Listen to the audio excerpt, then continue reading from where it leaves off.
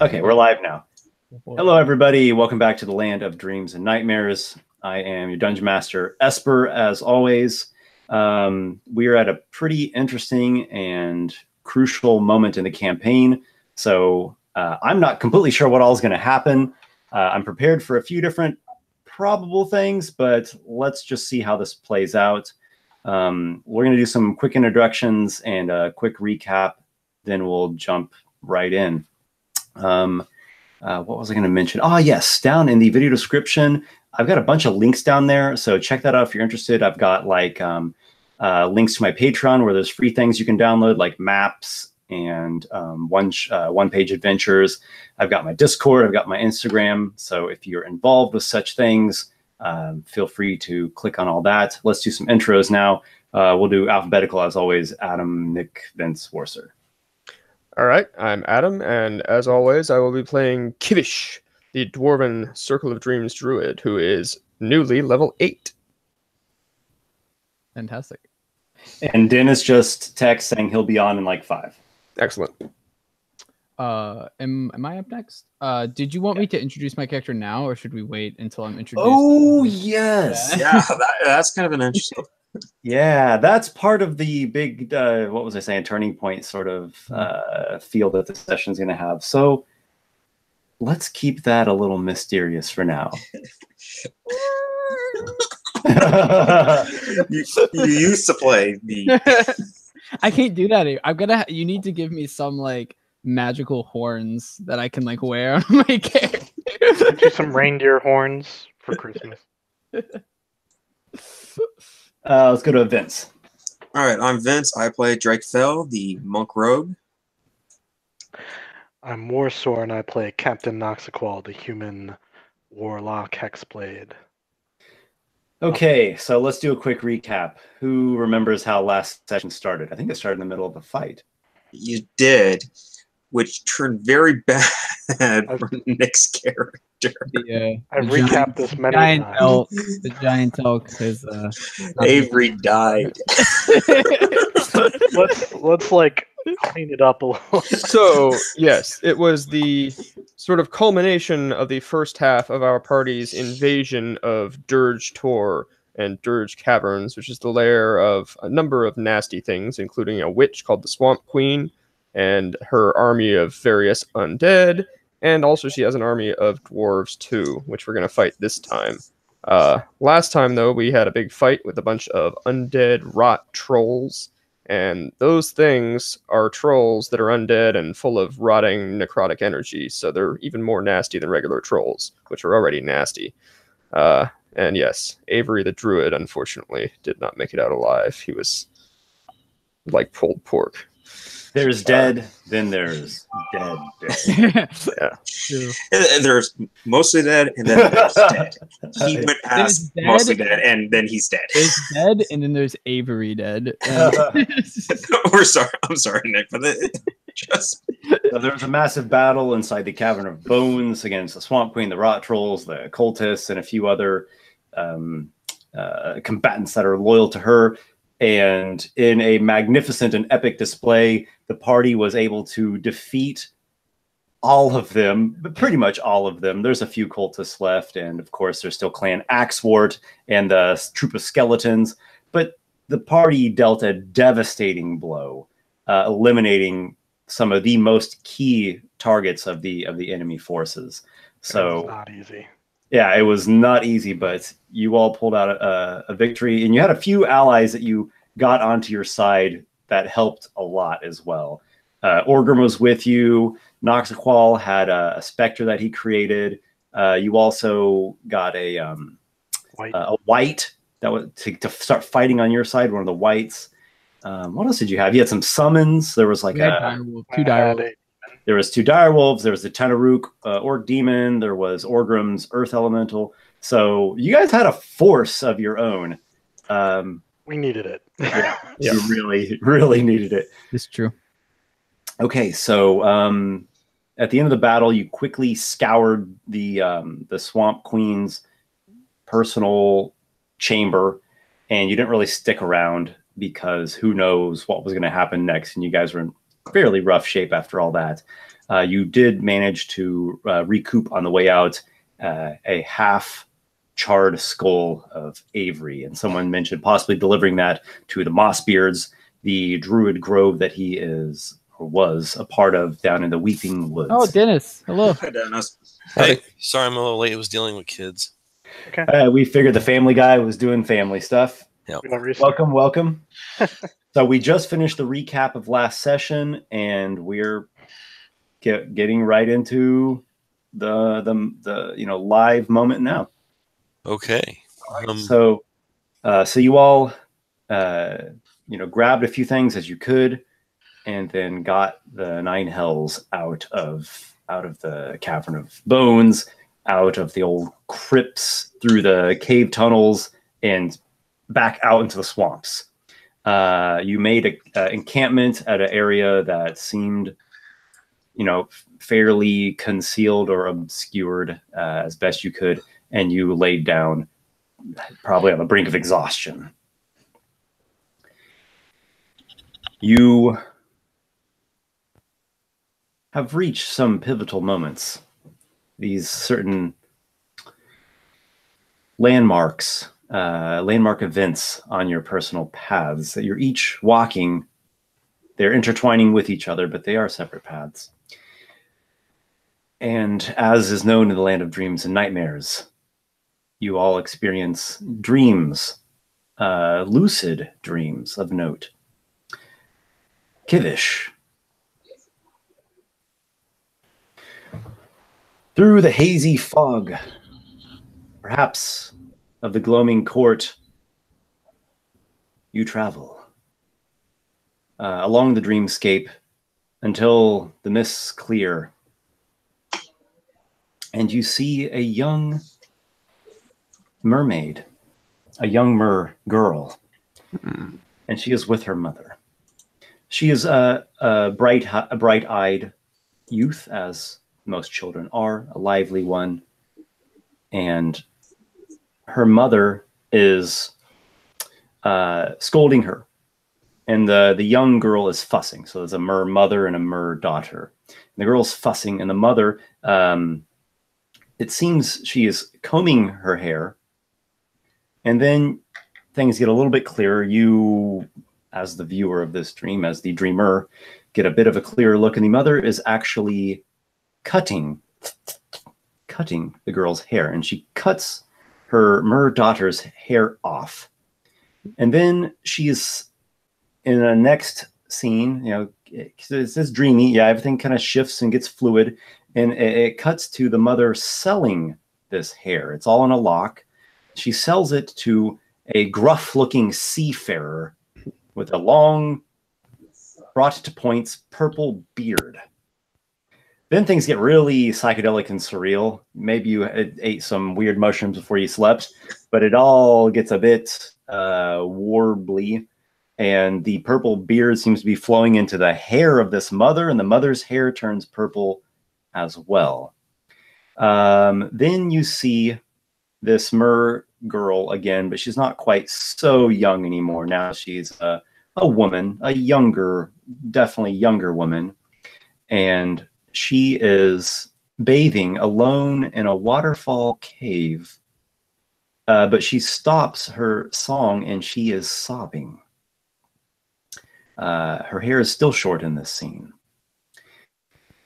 Then things really shift a lot, and the water all dries up, and you see a rocky land.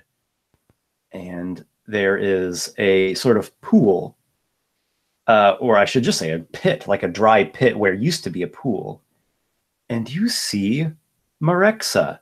Now there's the sobbing that's kind of echoing from the prior vision of the mer girl in the waterfall cave, and this sobbing kind of echoes, and it turns into Marexa's sobbing, and Marexa is crying over this dead frog, and it's just parched, and there is an arrow through it.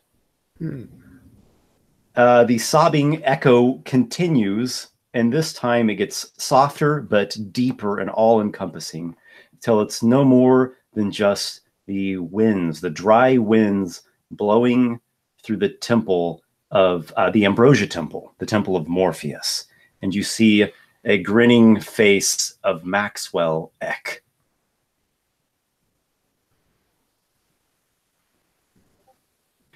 Noxiqual, your dream is of a much different fashion. Your dream is more a visitation, and you've had such visitations before. From the darkness, an onyx mask appears with a constant bemused smirk. It does not move. It is purely a mask, but the voice just kind of emanates off of it, as you are quite familiar with. What have you been up to, Mai? I'm impressed.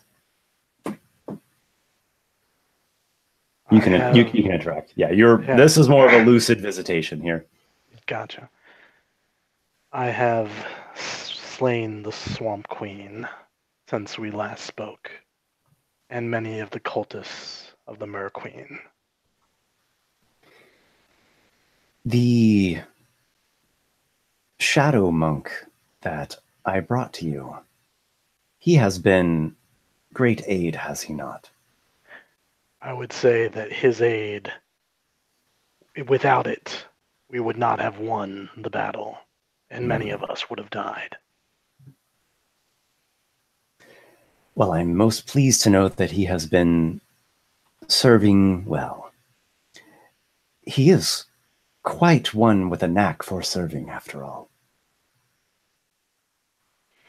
He can be very useful, but I sense an honor in him that may be troublesome down the road. I love a guy with a sense of honor. It is certainly a good hook to pull upon, if one knows how to use it. Did he mention something about a certain siren's kiss?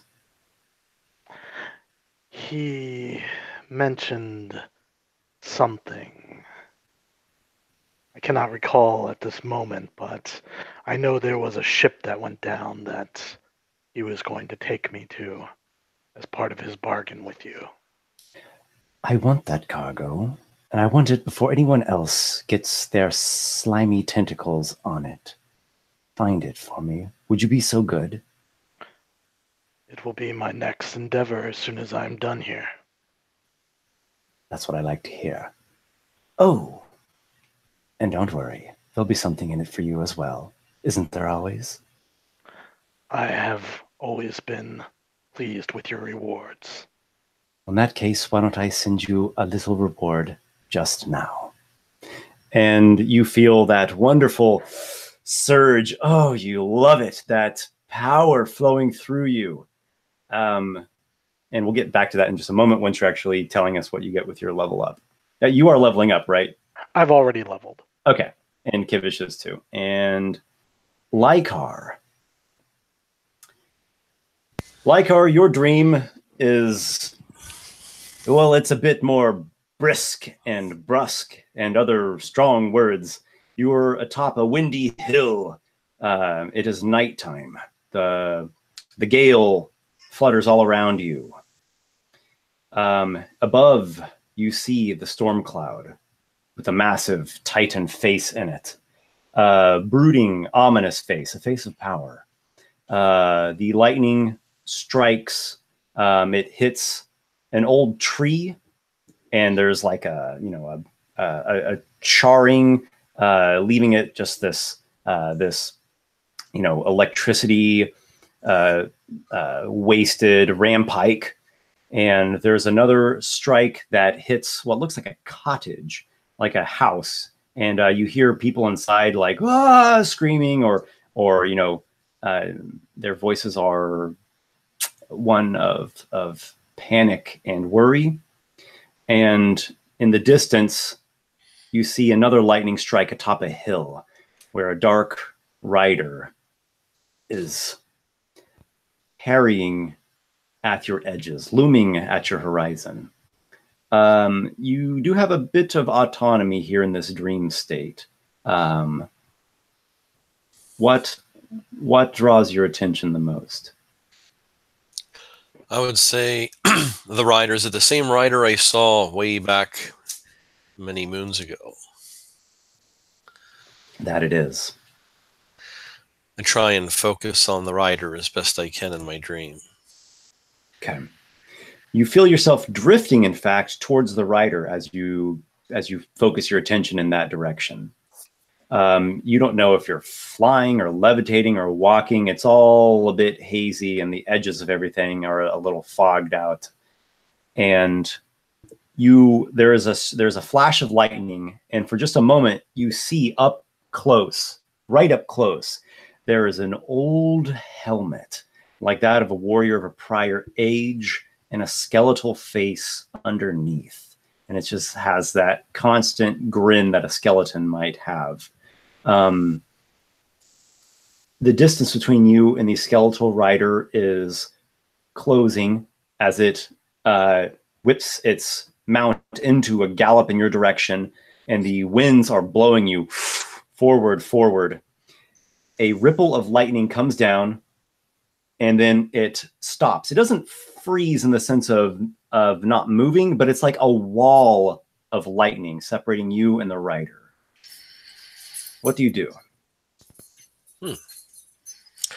I will try and speak to the rider, if I can.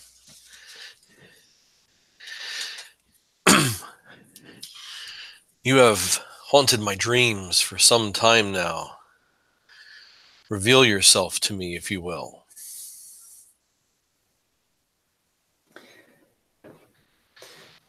The rider says, "She was mine." There is a blast of lightning. The storm cloud overhead with the Titan face on it sends a bolt at the rider. The mount like bucks and like nearly falls over. You can tell it's been wounded, and they gallop off. You've seen this happen before. And the face looks at you, and it just has these big, severe scowling eyes and a brooding mouth, and like the eyes are glowing and snapping with electricity, and the mouth opens like this, and like more lightning pours out of it, and there's this ring. The wall forms into a ring of lightning all around you, and it's just from ground to sky. Cool. What do you do? I want to talk more to the rider. Who was yours? My past is unknown to me. Enlighten me, if you would. Your voice is lost among thunder, among blasts of lightning. The rider has galloped away, lest he be blasted to smithereens. It is you, and it is the storm cloud now. And you are surrounded by a ring of devastating bolts of Titan energy. Do I still see the face of the Titan in the storm? You look up ahead, or you look directly above, and the eyes are glaring down. The mouth stays wide open, and ripples of lightning are just like nonstop.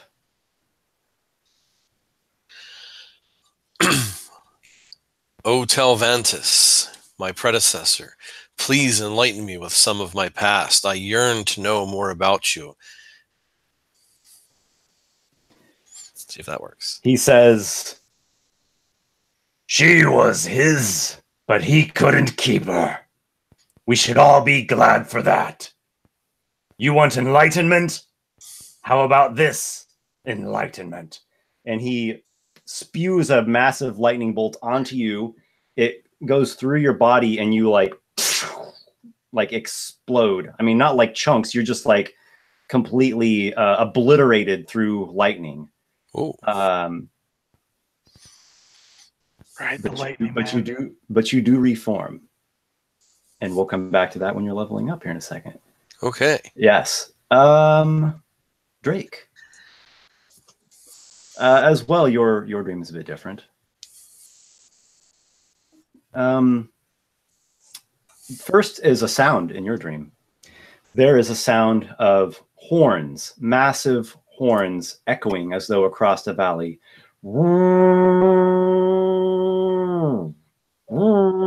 The horn chants, and then there's a sound like a choir of Valkyries. You then have sight, at least dream sight, and you see a great hall. And it is truly a divine mead hall. And you see that there are many, many honored spirits of fallen great warriors. And seated atop a throne is Dionysus, the Fury, Lord of Battle, Lord of Storms. But is there another? No, not in this hall. There is no other. The warriors are stomping, chanting. The Valkyrie angel warriors are singing their chants, and a soul enters this hall. At first you think they're looking at you, but then coming through you, you actually see Luto. Yes, Luto, that faithful priest who till the very end kept the faith, kept the spirit, and even prayed for your own emboldenment. And Luto he looks like you last saw him, sopping wet with seawater, blood dripping out of wounds where he'd been stabbed. And Dionysus looks at him and says, "You look like shit." A lot of the other warriors start laughing.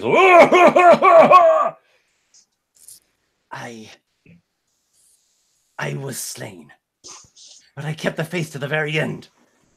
I am yours. Well, I guess you did me all right. Give him a helmet and a shield. Give him a horn of mead. You can stay. And kind of unceremoniously, they just give him this battle regalia and thrust a horn of mead into his hand. And they're like, drink up. And he drinks. And as he drinks, you see this wondrous light shining through the stab wounds, and he is made whole again. And indeed, the aging effects of the years loosen their grip on him, and he becomes hearty and hale once again, and he has joined the ranks of the great honored fighters in the halls of Dionysus. They fade back to black. As they began, it goes back to black in this dream. And you feel yourself falling through darkness. There is a voice, and it is your own voice. And it asks the question, what lies within the shadow? Morning comes. You all are awake.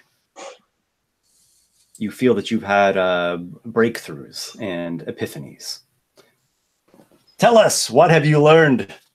What have you gained at this new level? Who shall go first? Anybody? All right, I'll go first. Okay. I don't think I had enough to level. Sorry. Okay. Just to get it out of the way, Captain Noxiqual is level 8 now, and I took another level of Warlock, unsurprisingly. So I learned level 8's not an exciting level, but I do get a feat at this level instead of an ability upgrade, and this will help the entire party. So I took Inspiring Leader, because I think Noxiqual is kind of developing. He's a captain, and he's developing his leadership skills through the game. This will allow me to give everyone in the group, let's see, how many of us are us? 1, 2, 3, 4, 5. So all 5 of us and one other NPC or someone that we choose, temporary hit points at, if I spend 10 minutes inspiring you all, I can give you my level plus my charisma modifier. So 13 temporary hit points that last until they're used up. And then you can't benefit from my feat again until we finish a short rest or a long rest. So every short rest, I'll just be handing out 13 temporary hit points. That'll go up as we level. Oh, nice. Nice. Very fitting. Last but not least, then my spells. Only 2 new ones. Sickening Radiance is my highest new level spell. It's a area effect that creates this dim light that basically does radiant damage and also makes them unable to be invisible and gives them levels of exhaustion if they fail their spells. And also I took the Tongue spell at 3rd level, swapped out a spell, because we've gotten into a lot of situations where I'm just like, man, I wish I could speak that language or understand what they were saying. I can say open up in every language. I can in every language. I just can't understand anything else. So I took the Tongue spell because I figure it'll be useful in so many situations. I will leave it there because that's pretty much what I can say. Nice. What about Kivish or Lykar? So, mechanically out of character, yeah. Kivish also leveled up. He didn't take a feat. He just took ability score increases. And yeah, now he's got another level 4 spell, so he can do more Walls of Fire, more upcastings of Erupting Earth, or more elemental summoning. So that's fun. In character, though, of course, he wakes up from the dream and says, I saw most troubling things. I saw one who was unjustly murdered, and I saw one who soon will be justly.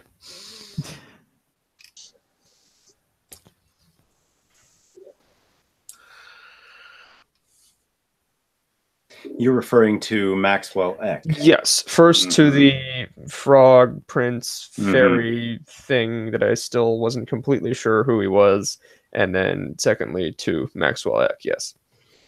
Yeah, you never interacted much with the frog prince, but apparently he was a friend of Marexa and a fey occupant of Merkalon's jaw. Yes, a friend to the Huldre folk and some sort of dream walking thingy with all those strange fey powers.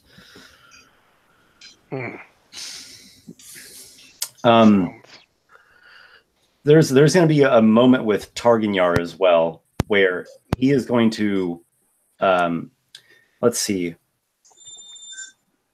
Let's pause on that and let's go to Lykar because I want to do the Targanyar thing here in a little bit. Okay, well, out of character, I leveled up. I gained my ability score, bumps my charisma up to 18, which is good. Good. I'm having a hard time picking between 2 4th level spells, either Wall of Fire or Ice Storm. But I've been looking at this for a couple of days. Can we make the Ice Storm a Lightning Storm? Well, I guess it would just be it'd be pretty similar. It does 2d8 bludgeoning and 46 cold. Okay, here we go. 4th level evocation. Range 300 feet. A hail of rock-hard ice pounds the ground in a 20-foot radius, 40-foot-high cylinder centered on a point within range. Each creature within the cylinder makes a dex save. They take 2d8 bludgeoning damage and 4d6 cold on a failed save, half as much on a success. Hailstones turn the area into difficult terrain until the end of your next turn. So we could just swap that cold part out for lightning, if that would be of your favor, and it would also fit well with this dream lightning destruction / energetic rebirth that you just experienced. I like it. You like it? Yeah. You could also just swap the bludgeoning for thunder if you want to even further make it thematic. Sure, whatever you'd like there, Dennis. Okay, yeah, no, that's a good idea, actually. No, I like that idea a lot. Cool. And then Vince, where are you at in terms of milestones? I'm at 7.5, so I'm just shy, so I can't level up this time. That's fine. We'll do like a part 2 of your dream when you actually do your level up. So this question of what lies in the darkness, maybe we'll get like another another step down the rabbit hole of that dream. Okay, so what were we going to do? Oh yeah. I just hope Drake tells us about his time in Valhalla and if he saw Tanyan and Tanyan and Illig sharing some bugs up there. Tanyan's just bullshitting his way through everything. Yeah, totally. I'm a great warrior. If I ever make a barbarian, it's gonna be like a Viking Valhalla barbarian. He's just gonna have like a giant axe, and he's just gonna run in and like smash people with it. I have a guy like that. His name is Agmore. It's amazing. That's when the troll like comes up, grabs your axe. Agmore was an absolute unit and a stone cold bro. I've always wanted to make a barbarian that always speaks in like the first person too, like I guess with Agmore, like Agmore smash, Agmore smash. Orgrim is rubbing his head. Oh, what a weird dream I had. I had a dream that I saw the Mer Queen's mother, and she had purple hair. Who in their right mind has purple hair? Maybe a fairy or something. Who's to say the Mer folk do not have purple hair? Well, I got to take a leak. He stretches, goes, starts doing his thing in a little, bog puddle over there. Hey, what is this? And you see him reaching, and he grabs someone's hand out of the reeds, out of the sedge brush.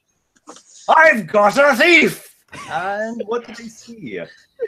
Oh, nice. As he says that, the sword is already drawn. Drake's already moving out of his meditation stance into the fighting position. I mean, a thief generally isn't going to, like, put up much of a fight, but... Yeah, so you guys see a half-elf, about 5'7", fairly young half-elf, like 20 years old, and as I get pulled out, it's just like, oh, it's a misunderstanding. It's a misunderstanding. I haven't done anything. There's no misunderstanding. Your hand was going right there for my coin purse. I don't know what you're talking about. I'm looking at everyone like I have nothing. I was just. Now, just to be clear, your money, right? He was reaching for your money. Yeah. I said my coin purse, not my bag of holding. I don't know what you dwarves call it. Just a misunderstanding. I was just. He's actually trying to like pull you out of these like sedge brush. I'll let him pull me out and like show that I have nothing in my hands. All right, so he this half elf here is not putting up a fight, and he's claiming that he's innocent. Oh, innocent, huh? What's that you're wearing? I've seen these boots before. He's wearing Avery's winged boots, scorch marks and all. My face gets more serious. I just found there was just a dead body in this dungeon that I was in, and I mean that elf wasn't using them, so I thought that I would take them. There was no body. Well, I mean, it was kind of a body. It was just kind of. We have his skull. How long have you been eavesdropping on us?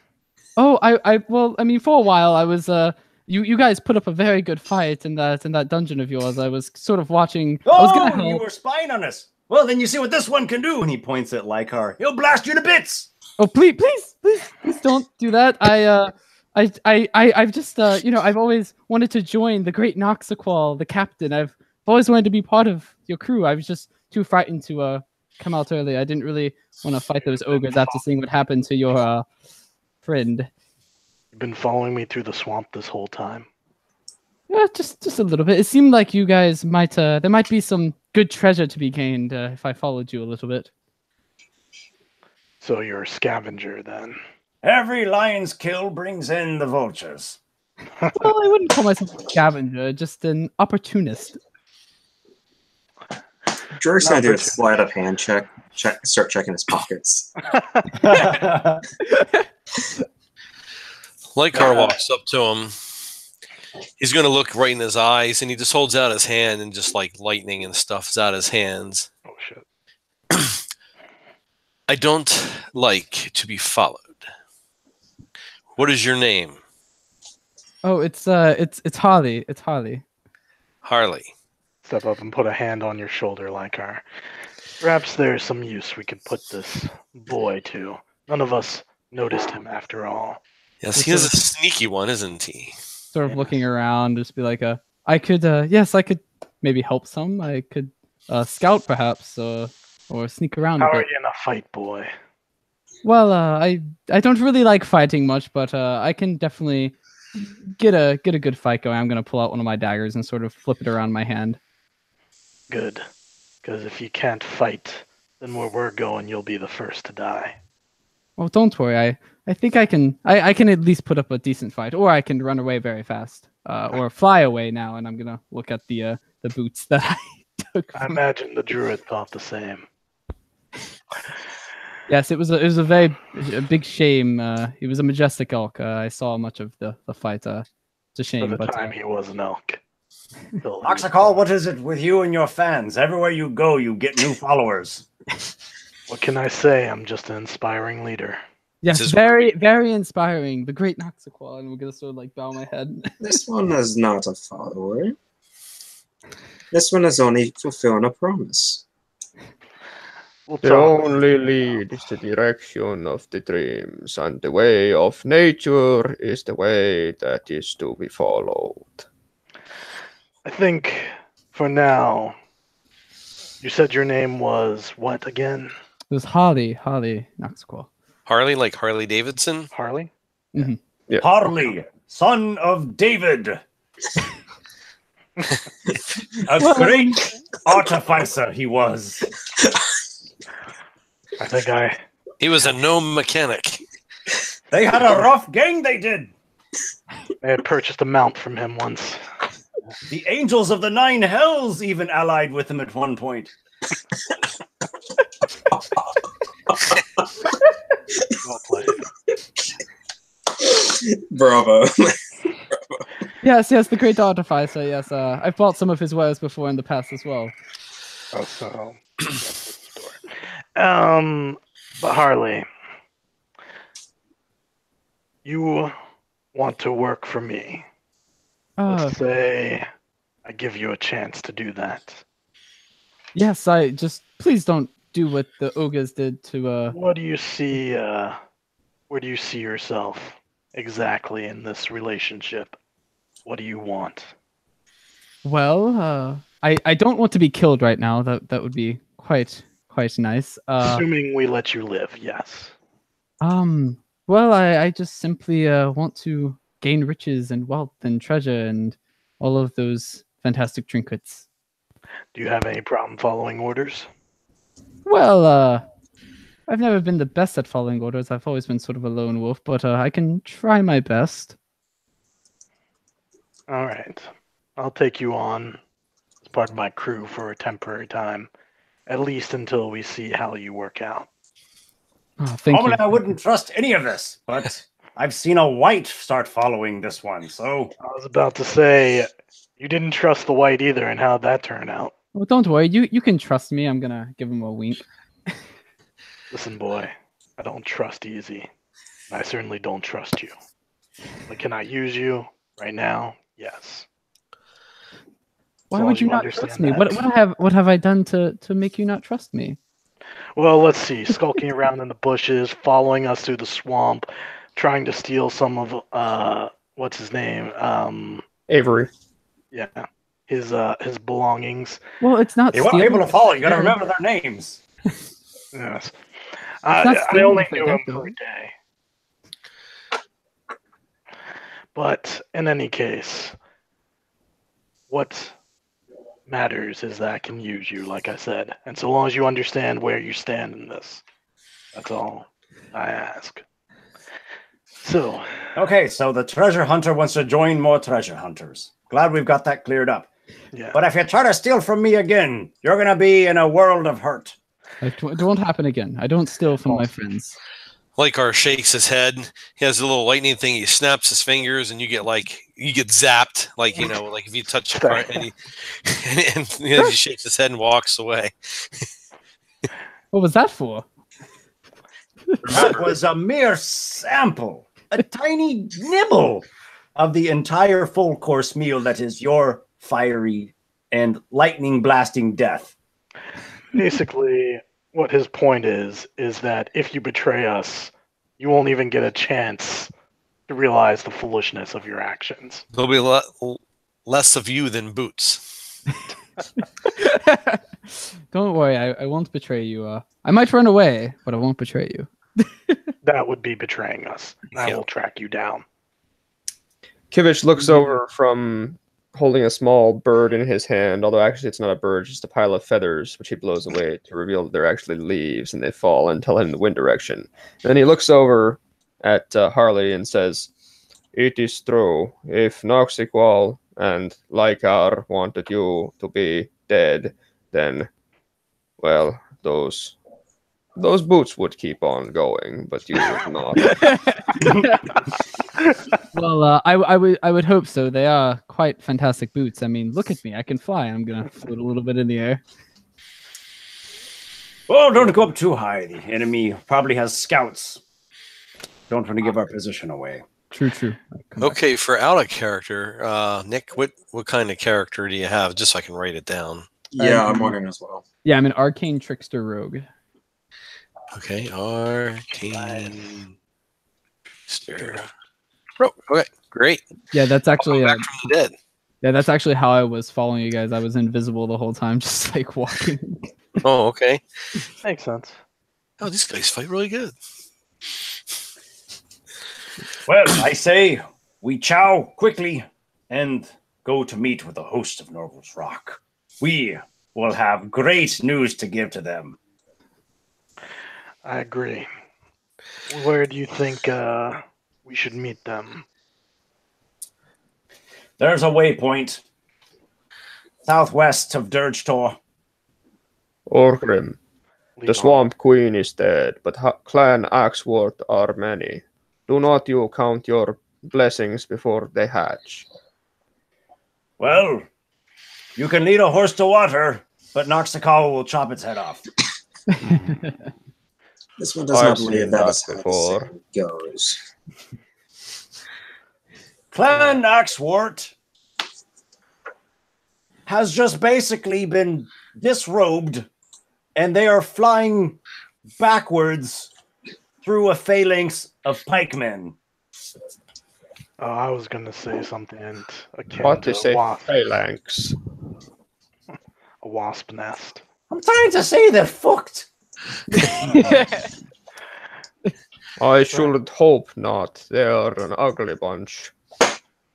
Before we go, I have a few words about the battle. You all did really well. Basically, I don't want to like roleplay 10 minutes of Noxiqual talking, but he wants to like tell you all how great a job you did. Even the one who wasn't here. I would also like to, like, as he's like telling everyone how good they're doing, I kind of want to like reiterate it each time, like sort of like. Oh, playing you're my along. hype man. You're Yeah, like that guy. Yeah. Yeah, you guys did such a good job. Yeah, this is not focused towards you, but you feel inspired by just listening to it, so you also get the bonus. Everyone, please mark down on your character sheet 13 temporary hit points. Okay. Wait, how much? Already did. 13 temporary hit points. Oh boy. Till our next short rest, or until you use them.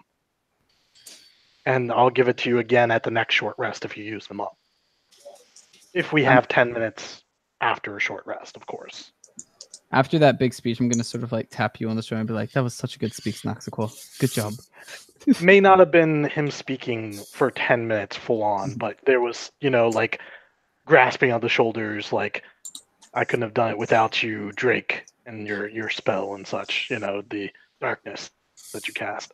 Things like what we went over out of game last time, kind of Yeah. in character. Drake would pretty much bow his head in respect, and this one is honored to fight at battle. Rip your shoulder and give you that 13 temporary hit points. Aye, we fought bravely. We fought hard and strong and well, and we smote our enemy. Yes, we Orgrim did. also gets It will be a tale great that will be cost. told for many years, and at a great cost. Orgrim also gets 13 temporary hit points. So Yep. you know. Mark I it would down for him. ask. I would ask the Druid what would a druid like for a burial? Because don't we have a little bit left of The skull. I thought we were returning the skull. I have about half of his skull. I think that Let's discuss it after we meet with the army. To the Mossbeards, where he is from. Kivish keeps talking through that because that's what Kivish does. He's focused on the task. He should go back to the Mossbeards, where he comes from. I do not know much of that part of out that way, but I can take him that way, out that way, if I can. Yes, I say that is a fitting thing to do. Deliver his remains to the Mossbeards. Seems only right. He completed, or helped us complete, the final task, even though we didn't know him long. Yes, may he rest in peace. But that was not the final task. There is another task. There is a fight to be had. Is there not? It is. So, I say, we eat and we march. Agreed. Very well. Lead on. You know these swamps better than any of us. All right, you all take your breakfast of journey biscuit hardtack and some dried jerky and sausages, and Kivish probably has a few swamp morsels that he can furnish, and pickled resin roots, stuffed dried mushrooms, the eggs of something that he found over there. And yeah, you drink it all down with whatever water, wine, ale, milk, juice of pickled resin roots. Yeah, swamp berry juice, and then you start heading in a pickled possum extract. It tastes better than it smells. And you head to the southwest. It's a cold day, actually, late autumn, and there's a cold wind blowing. You travel for a few hours, and then you see there in the horizon, coming from the lower ground. Yeah, you're sort of in a little bit of a higher area, getting close to the grand hill that is Dirge Tor. But there, across the lowlands, skirting wide around a flood field, is the host of Norval's Rock. Many dwarves are on the march, and they are moving, and they will be within range of attack of Dirge Tor this very day. You head that direction to meet with Norval's Rock. When you are at some distance, Orgrim himself sends up the signal. A flame of a green hue swirls into the air, and this beacon is sent up, and that is how the army of Norval's Rock knows the Stormbringers are here, and you all meet with them. Now there's a many different individual units that are involved in the host of Norval's Rock. So the first thing that you that comes along is the Vanguard. Now in this, there are a number of different people. This unit is led by Chieftain Fallerend Halfgrey. He is the chieftain of Clan Halfgrey, one of the three major clans of Norval's Rock. And he is wearing some heirloom dwarven battle armor, composed of steel scales, a big dwarven battle helm. He has both axe and shield, and as well crossbows. There is a number of militiamen that are following him. There's a big militia, more than 200 dwarven militiamen. There's a company of dwarven soldiers. There are some more higher trained soldiers. Most of the highly trained ones are known as the Fin Guard, and they are mounted atop giant lizards. They are led by a fellow named Rorik Soursop. Also in there is Chieftain Dane Mithrillion. He's the chief of Clan Mithrillion, one of the other great clans. This is the powerhouse of Norgal's Rock right here. They have the best equipment. They have the best fighters. They've got the Fin Guard in there, and they're pretty nice. They also have a lot of crossbows, so they can shoot at a range as well. Following behind that is an archer company. This is led by Chieftain Clorton Alder. He is the chief of Clan Alder, the third of the great clans of Norgal's Rock. He has 200 dwarven militiamen, several more soldiers as well.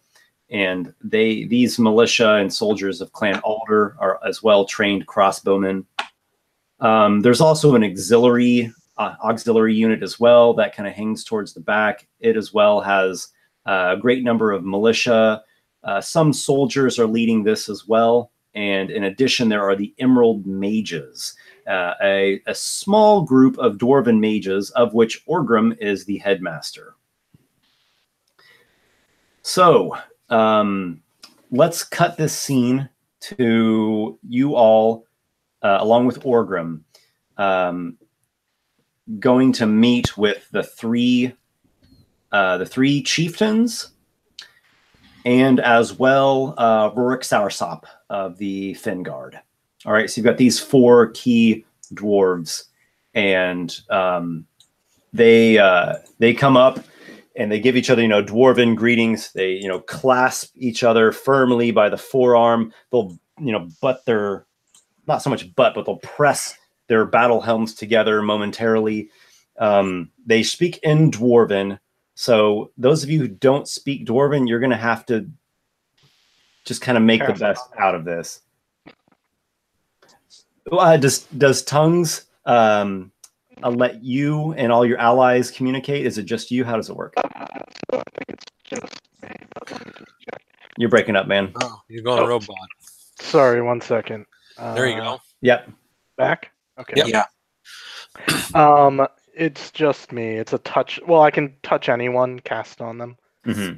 and they can understand a spoken language. Okay, so you cast tongues on yourself. Anybody else speak Dwarven? I speak Dwarven. Well, yeah, obviously Kivish the dwarf speaks Dwarven. I speak Dwarven as well. Harley does. Okay, so Lykar and Drake, you'll just kind of have to make do. Drake's can go sit outside the tent. If he can't understand, he's not. Mm-hmm. There's no tent set up yet. You're just literally, you've met with them and you're just like converging on this, like just little area here. Okay, then he's going to sit off to the side and meditate. Mm-hmm. Tongues is not a concentration spell. I could cast it again on someone else if they really want it. I can get the abstract when you're done. Okay. That's fair. So the dwarf chieftains dismount from their swamp ponies, and Rorik Soursop dismounts from his giant lizard. And so you've all met and done these like dwarven embraces. Let's see, Fallerand Halfgrey, I think, is just going to be the most main guy here. What was his name again? Fallerand Chieftain. Fallerand Halfgrey. Fallerand Halfgrey. Yes, he is actually related to Orgrim. Orgrim is Orgrim Halfgrey. Mm-hmm. They are They are known for mines. They have the largest iron and coal mines of Norgal's Rock. All right, so Fallerand Halfgrey just like looks at you all and he says, "What happened in there?" A lot of things. I actually want to motion for the body to be brought and like toss the body of this dwarf. Whoa! Yeah, that's what we should do. I thought about that. Let's parlay with the queen and see what she thinks, and throw her corpse down on the ground. The dwarves, they're stroking their beards. Rourke Soursop. He's this like younger yet real kind of gruff, grizzled swamp warrior guy. He's like, ugh, she's dead as a witch with a stake through her black heart. I barely believe my eyes. This is the Swamp Queen. Actually, it was a sword and not a stake, but she has seen better days. He's crouching down, inspecting the corpse. We also slew many cultists, 2 swamp trolls, several dwarven leaders. I believe the leader of the Axewort clan. You slew the rat trolls. Asked Fallerand. 2 of them. Mm-hmm. Which, out of character, I do believe that was all of them that she created. I believe she created a total of 3. That we know of, yeah. Oh, well, that's true. Yep, as far as you know. Clan of Whites was also slain as well from the tombs beneath Dirge Tor. We should probably tell him to leave the other white alone. He's like cloaked and everything. I figured no need to draw attention to it if they don't. Oh, okay. One of the whites lingers behind. Yes. He will not fight against the dwarves here. But you slew the rest of these undead guardians. Yes. Clorton Alder, he's the oldest of the 3 chieftains there. His beard's all white. I can hardly believe what I'm seeing here. But if what you speak is true, you have done a great honor for Norgol's Rock. Victory is a much brighter hope, and our men will be pleased to hear of it. Maybe they'll cut down on their grumbles and bellyaching. Indeed. The Stormbringers always appreciate honor, but hard coin is even more appreciated. Dane Mithrillian says, you shall have your coin. I know that's what you want. As he says that, I'm going to say, wait, so we're getting paid? Hush. Now's not the time to speak, boy. Zap. That was perfect. Ouch! Dr. Lykar, shock therapy. I am personally pleased, and you have done me honor by destroying these foul, undying guardians. If we come across the last lingering one, we will make sure to put him to eternal rest so he can join his brethren. Of course. I feel that we should only warn you that there's might still of the Axewort clan and a horde of skeletons led by a commander skeleton of some sort. I doubt your crossbowmen will be much use against the skeletons, but there's... Can you describe to me this commander skeleton? I did not see him, but I'm sure that you'll find him on the battlefield today. He is a skeleton. So, you were once a young dwarf. You trained with a hammer and a mace and an axe. And you smashed dried gourds on sticks. Sort of like that. That is a skeleton. But typically, skeletons, they don't command anything. They are mindless guardians. Aye, this is strange. And if I do happen to see it, I will think about what might have caused it to be this way. But if I see it threaten any of them, well, maybe not that one. I don't know that one yet. I will. Let's simply say that we have not personally encountered the skeleton. We have only heard that it was here. Rorik's Soursop is pleased. He's satisfied with the investigation of the corpse, the inspecting of the corpse. That's her. That is her. The demagogue of Dinsmorris has been slain. I don't know how they did it. Truly, you all are heroes, legends in the making. We did not come. Kivish tells Rorik that the spirit of Chamgur was with us. Aye. We did not come through completely unscathed. There was a druid of the Moss Spirits, one of the original assassins who came with us into that lair and did not emerge. The spirit of Chamgur was with us, and now his spirit is with Chamgur. Honor be to my cousin. Good name. Clorton Alder says, Mossbeards? The Mossbeards allied with you? Is that what I mean to take of this? One of them did, at any rate, your majesty. Your guess is as good. He addresses Clorton Alder as, something of a personal liege lord, as he indeed is, to Clan Ursvamp. Yes, your clan is a beholden clan of Alder, yeah. We should speak of this at a later, more convenient time, Kivish. I personally have been to the Weeping Woods.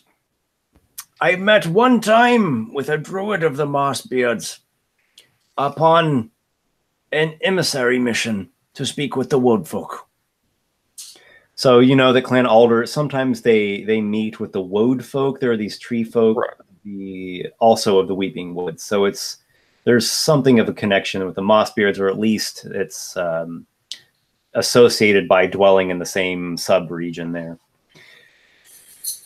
So Falaran Halfgrey, who's got the whole vanguard behind him that's probably like eagerly awaiting the news, he says, so let me get this straight.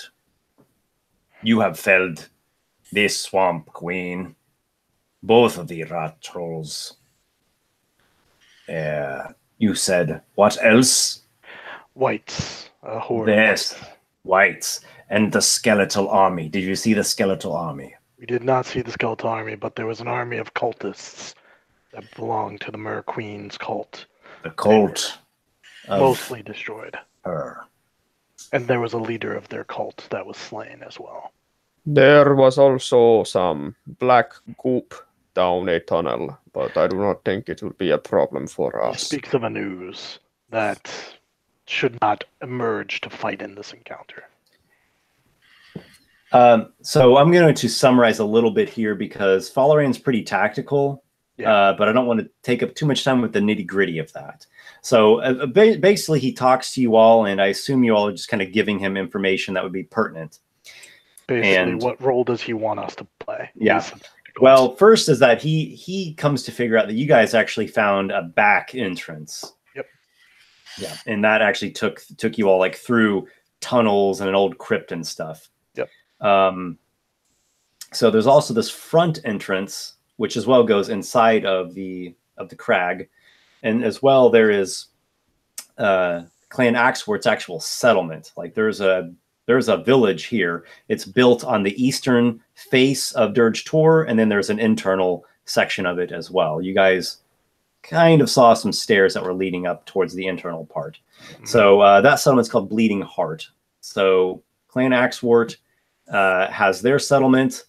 You probably informed that there's a wall of bone that is protecting their settlement, including the fact that the wall of bone seems to have some animation to it. Yeah, there's like skeletal arms that like reach off of it. So the greater host here is very much boosted in morale, knowing that you all have assassinated like the most powerful. You've cut off the head of the enemy, basically. I mean, they still got the Axework Chieftain, so that I guess there's still that head, but you took out like the strongest, most key enemy members. Wait, that wasn't the Axework Chieftain that we killed? Nope. Okay. No, that was the cult leader. You killed a cult leader, and you killed some like dwarven soldiers. There was a dwarf there that seemed to be a fighter of some sort. Yes, yeah, there was like a highly skilled dwarf soldier, a couple of them actually. Gotcha. But you actually have not seen the chieftain of the clan Axewort, and not really clan Axewort itself, properly speaking. No. Okay. And they're the greatest threat left. Yes, that's basically what's left is clan Axewort and this like host of skeletons. So yeah, Clorton Alter, he's probably like, once he finally processes all this, he's like laughing. He's starting to like toast with some of his men. Half Gray, he stays pretty, like he's like a stone cold guy. And then Mithrillian, he's doing his proper job as a regal and proud leader type.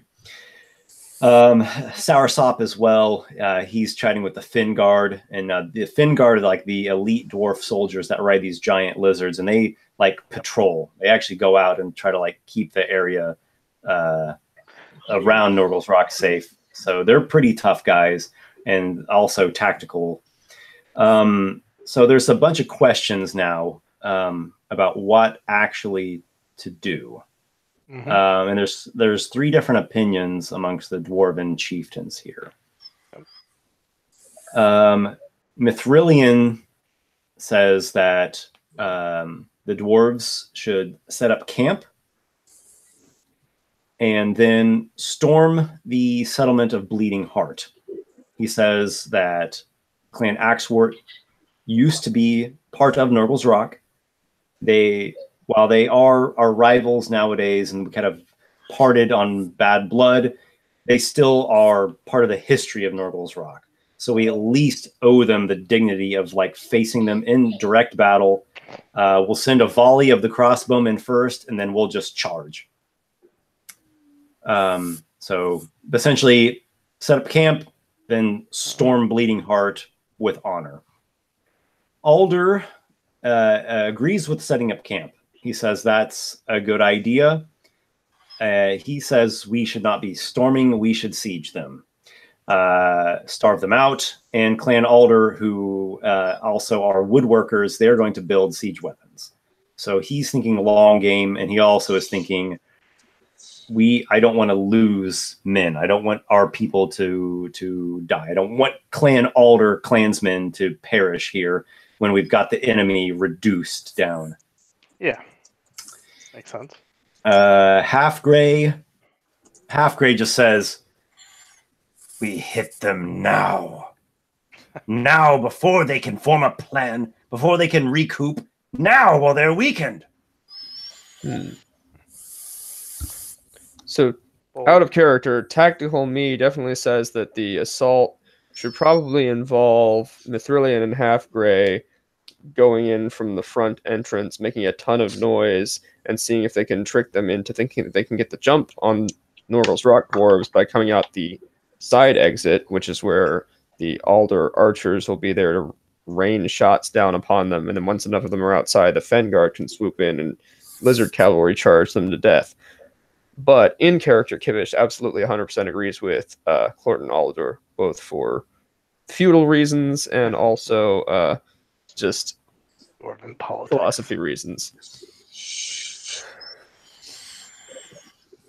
Drake's going to be asking now, like, what's going on? Because if you're also talking in Dwarf, he doesn't.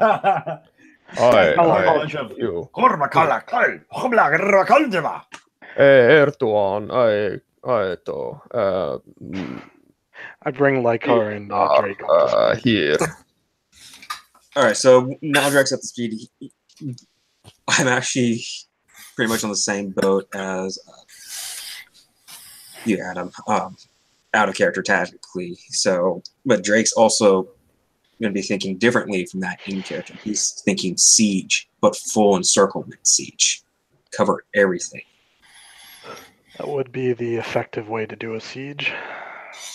Yeah, did any of them, I assume maybe Clorton Alder mentioned that, or did he just say siege and not go into details yet? No details yet. Okay.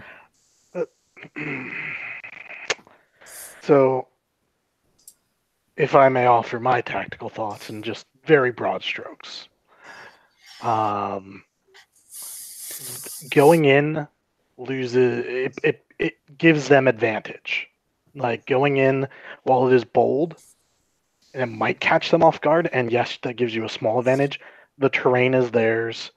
You have like this big army you brought, and then you take it into their city or their tunnels or their cavern, and you get like these tunnel fights and things happening where they've set up their defenses can be brought to full bear against you. Now, if we could lure them out and meet them in the open field, that's huge advantage to us. We take all that away from them. The problem is they have to want to come out. And there's no reason for them to. That's why the siege seems like the better option. The problem with that is I don't think they came prepared for a siege. The Dwarves planned this to be a smash, an open field combat, or to go through the tunnels, and I'm just like, that's not realistic. I don't know that we do know whether or not they planned for a siege, although, yeah, it's true. If they didn't, well, one of the 3 plans said they were planning for a siege. That's true. Are they planned for a siege? Was that the original plan? Half Gray is leading the vanguard, so he has the ultimate word, though he is listening to advice. But his plan is storm. Storm now. Storm them yesterday. All right. I think I agree with that we should do something immediately, but I don't think a full-out frontal assault is wise. The last time I saw a full frontal assault on 3 casters in a tower by an entire village of lizard folk, they got obliterated. We had the defensive position. They came at us over a long distance of open ground, which is what we have here. And the greater numbers meant nothing. They also have necro troll. You don't know what they have in there. They might have all those skeletons might be archers. They might have some magical. Yeah, I think that sieging them is the best bet, to be honest. I think we should still hit them, but I think less of a full frontal assault and more of a tactical strike and then pull back. Something to goad them out, because punch them, make them try to like regroup and try to fight back, but just fade back and let them. If they overextend themselves, let them overextend. If not, we still keep the advantage of the siege. Right. Esper, you said this, I think, when we first showed up here. What is the general landscape around it?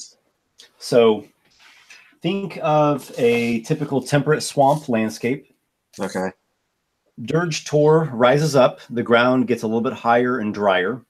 The area surrounding it, and then Dirge Tor itself is a big rocky hill. All the Tors of this region are that way. You could also think of it as like a small mountain almost. Okay. There's a hill about less than a mile east of Dirge Tor. There's a small hill. About a mile southeast, there's a big swamp, just like a boggy lake. You all are southwest of Dirge Tor, and you're just standing there in the marsh at the moment. It's a bit slow going. They are swamp dwarves, so they're not unaccustomed to the terrain, but it is what it is. You got to pick out like these little areas that are the less mucky and reedy to go through.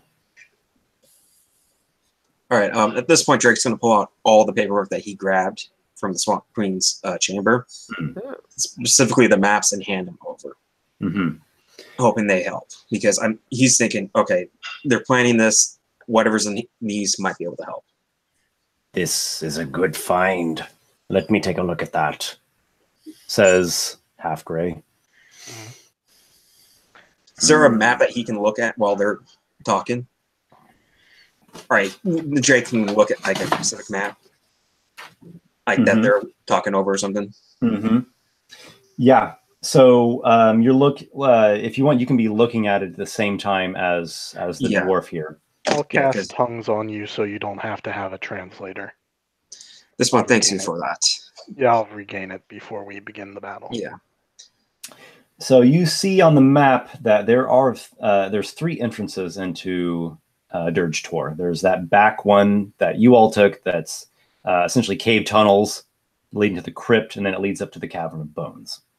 There is so it's like the north side. There's a south side entrance that leads to tunnels and some caves and what looks like, according to this map, small maze. Beyond that, it's leading to the interior halls of Clan Axewort. On the eastern face of Dirge Tor is Bleeding Heart. It's the village dwarven settlement with these blocky stone dwarven structures that are positioned on, kind of like terraced, stepped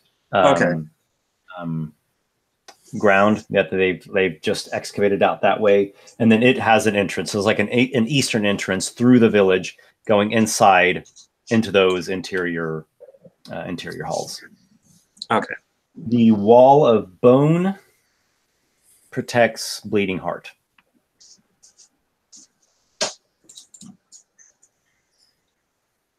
All right. So Drake's trying to figure out like strategies here. What he personally can do, and what everyone's doing. The dwarven chieftains are looking this over, and you've given them some good thoughts. Can I ask, why is it that it's so imperative to destroy Axewort completely here? Would it not be simpler to offer them a chance to surrender now that they've lost such a huge ally in the Swamp Queen? And if they don't believe because they never found a body, we have the body to prove it that she's dead. Like, they either surrender or they're all gonna die. Like, give them a chance to, say, hey, we're not dying over this leader of the Axewort clan. So is there anything that Kivish might know about Clan Axewort that would help him give some commentary that might further enlighten Noxiqual's statement? Like, is there something that might affect why they would or would not surrender? Yeah, it goes back to that great war, the War of the Three Dooms. So there was a great dispute between Half-Gray and Axewort. Half-Gray was accusing Axewort of siding with the Mer Queen, and there was some truth to that. And this turned into this like bickering dispute, and then they were bringing up like past slights that they'd had against each other, and it erupted into fighting. Mithrillian tried to play diplomat and smooth things out, but it didn't really work. And there was some bloodshed, and it ended with Axewort leaving. Now, they were probably going to get exiled anyways, but they kind of like kicked over the game board before they could lose. And there was like, we're swearing off Nurgle's Rock, curse you all, and we're going to go set up somewhere else. And they went to the swamp. They wandered the swamps for a while. They suffered some losses there. They set up a new settlement at Dirge Cavern, at Dirge Tor. And it was rough. It was not a good transition for them. And they are, they're kind of a bitter dwarf clan. They've always been a bitter folk in any case. So Noxiqual raises a good point. Now, you don't think that these dwarves are just going to, if they see Axewort surrender, they're not just going to, oh, whatever, we're just going to murder them all. You don't get that impression. I mean, this is a proper clan. I mean, they have families and normal people living there. I was about to say, not every single member in that city is all screw the three clans, down with Mithrilian and Half Grey. Yeah. There's normal people that just want to live that are caught up in this. And yes, and the same to be said for Nurgle's Rock. I mean, the bulk of these armies are militia guys. Like, these are just the regular guys of fighting age. Why don't we attack them psychologically? Why don't we attack their minds rather than necessarily kill and lose a lot of men too? Showing them the Mer Queen's dead, perhaps showing them that their allies have abandoned them, and that we're here to, we offer them a chance to perhaps reconcile if their leader steps down. Like, basically, the leader who, of the clan just has to honorably come forth and surrender himself, for judgment or whatnot. Follower and Half Grey says, "Charge. Storm their gates with all the might we have, and they will surrender." Yeah, so... And if they bow the knee, if they bend the knee, and become beholden to Half Grey, I will show them mercy. But you must keep Axwart on a very short leash. They have Durgar blood in them. Their hearts have a shard of vileness that is innate. Yeah, so out of character and tactically, it seems to me like Half Grey is, not likely going to want Axwart to just surrender, that they are going to want to attack them. But, however, that I'm guessing Axwart also has similar bad blood against them, and that seems like, if Half Grey appeared to be doing something foolish and rushing straight in, directly attacking a fortress without having done much research beforehand, they might therefore be more likely to get goaded into, sallying forth and attacking the perceived threat. In character, though, Kivish is going to turn over to Noxiqual and say, You are, and he's not talking in Dwarven now. He's going to, well, he only knows Common and Dwarven, but anyway, you are one who knows the ways of magical illusions, are you not? You know I am, yes. I do. I ask a metaphorical question. He means rhetorical, yes. So, what if a dragon were to attack this place? It would have to be the closest dragon I know is the black. I believe Hexblade is his name. Yeah. Yes. It would be incredulous, I think, to see him attacking alone and not doing any damage if it was just an illusion as well. I get where you're going with this. I speak up and say, well, what if I also did an illusion that made it appear like damage was happening? I'm with you, but counterpoint, what if we actually use our magic to do real damage? Okay, so I got the kind of general gist of the perspective that your party has. Your party says, let's hit them. We should try to do a one hit thing to try to see if we can draw them out, but or take out their leader. Yeah. But like if they break, then they break. Like if we hit them and they break, great. Yeah. Fantastic. But I haven't heard anyone here, at least the cohesive party, that has a really strong opinion. There's some different ideas, and it's kind of general, let's not do anything too foolish. Let's try to mess with them and try to goad them out. Well, I was if you want some specifics, I was going to say... Does the party have a strong opinion on any of these perspectives? Are we taking a party vote? We could. It's up to you guys. Personally, I would, in and out of character, vote for some variety of Clan Alder's siege strategy. I vote for the sieging as well. Yeah, I'm voting siege as well. I can't disagree with the siege, but I think the strike is important, and I think that if we use the mages to blast them right before that, with whatever they have, fireballs, then I think it's a good tactic. Yeah, well, there's not to say you can't have a protracted siege that doesn't also have a series of probing raids to try and either draw them out or at least like gauge what they've got going on inside there. I think the siege though is very important. Like we can have the siege and then also like Adam was saying, we're just a bunch of guys too, and if you know they take us with a grain of salt. Right, they're listening to you, but maybe like these are dwarf chieftains here, steeped in tradition and thick dwarven skulls. Right, but they are hearing you out. Okay, so it seems like you're most aligned with the perspective of Alder. Is that fair to say? Yes. He wants to do long game. He wants to do a full-on siege. He wants to make siege weapons. He wants to minimize dwarven casualties and essentially starve them into surrender. Skeletons don't starve.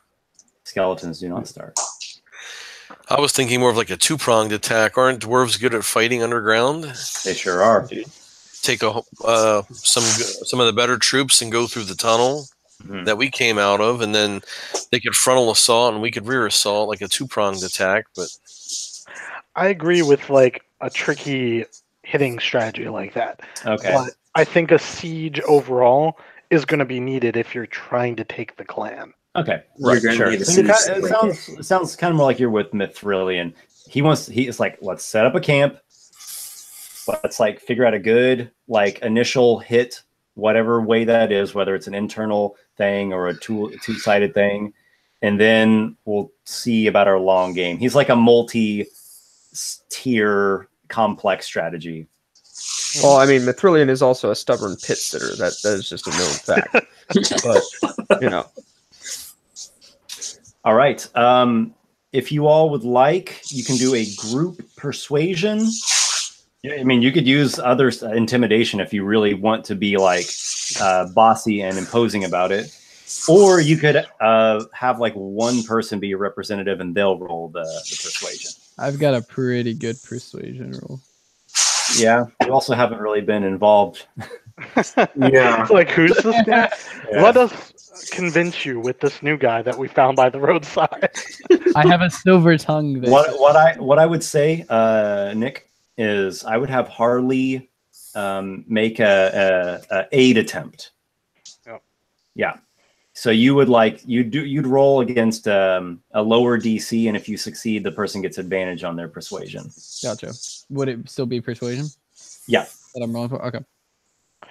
I mean, I can. Or you could roll it as a whole group. I'll just like roll your group, and we'll just see if there's more successes or failures. I like the idea of like a single person doing it with me aiding them, because I'll probably be able to get the aid. I wish you could do it, but I know. It doesn't make sense. Yeah. I only have a +5, so I'm willing to do it as the group speaker, leader, if you will. But it's not guaranteed to be great. See, I'm next because I have a -2 in mind, so it's kind of like if we do it, we would have to do it as a group, but at the same time, Lykar I know has at least his charisma. I personally like the idea of like Noxiqual doing it with my aid because I have a +8. Okay, sounds good. Okay. So first, Harley, roll your persuasion. All right, first roll. It's gonna be a nat 1. I know it. Don't mess this up. Oh boy, that is a natural 19 +8, so 27. Excellent. All right, you definitely have advantage. Go for it, Noxiqual. All right. Whispering in your ear, like. And just to confirm what I'm doing, I am convincing them siege with an initial hit. Yeah. Yeah. Specifically, you're doing a persuasion contest with Chieftain Halfgrey. Yeah, because he's the one leading the vanguard. Yep. This whole campaign was really his idea. I put an arm around his shoulder and take a walk with him to the betrayal, garden. And I'm like, "Come now, Half Grey. We understand things, how this all works, and good thing I had that advantage." You also have inspiration. I have worries when the time comes that the clans, they won't be able to help us, but no, they're just there to get us through the door. I do have inspiration. You said that's right. Yeah. I'm gonna save it for something else.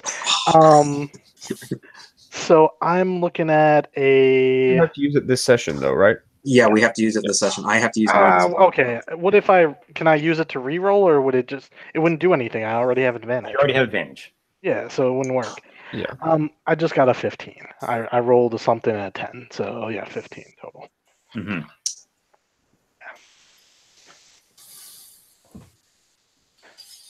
He agrees, but he says, "You speak like one of those pit-sitting Mithrillians." I can only say that we did a lot of the fighting, and I can tell you there's more in there than you'll bite off more than you can chew if you just lead a frontal assault. Oh, I will I? Take As my the words. Yeah. As the conversation's happening, since I was helping, can I come in with some drinks or something that they would like, and give it to both of them and sort of. We're just standing there. He pops up with drinks. Yeah, I pop up with drinks and be like, "Oh, come on! Don't you think that? I think this is a fairly good idea that Captain Noxiqual is offering." The dwarves are talking, half-breed. I sort of back away a bit. So, Yeah. yes, that's the good half. Very well. You've talked me into it, but don't think that you took all the glory here. All I care about is a successful end to this endeavor. He sees gauntlets. He's flexing his fingers. Yeah. We will have success. I believe you will. I have seen it. And All right, so help you. Norgal's Rock, the host of Norgal's Rock, is going to set up an encampment. Okay. Alder is we gotta encircle them. We gotta do the siege thing right. Let's spread out, and we have enough men to make a ring all the way around.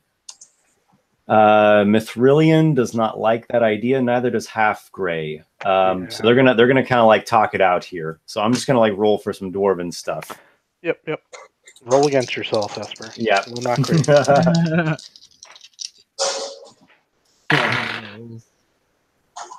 Alder succeeds.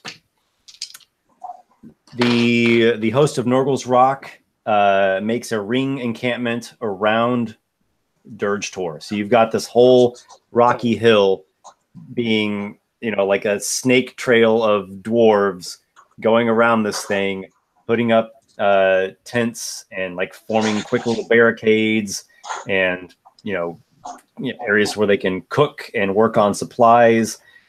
And this is an all-day affair setting up this encampment. All I can say is that it does look like we're weaker when we're spread out like that, so maybe it will draw them out to hit us in one place.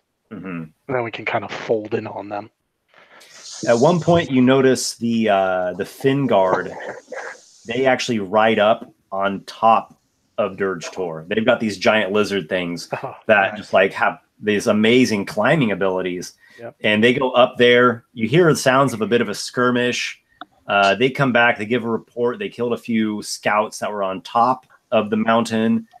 And so it looks like at this point, Axewort is pretty well on the total defensive. They said that the eastern gate, the actual gate, into the internal thing, so the gate that's inside of their village, it is currently sealed. Yeah. The front gate is sealed. The back is not a gate. It's a cave mouth. Yeah.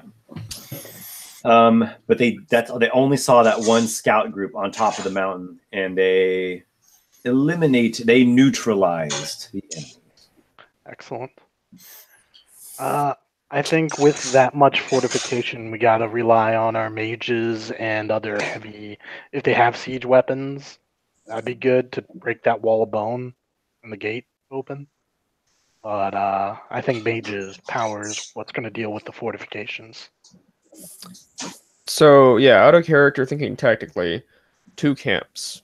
You know, one guarding each major entrance, with the forces divided such that none is a significant weak point. That they're each of roughly equal strength, and with methods of communication between the 2 of them, be they wild-shaped druids who can fly now, okay, or magic of some kind, and then use the scout information to identify, or the Fenguard's information to identify where the first in a series of probing raids could occur.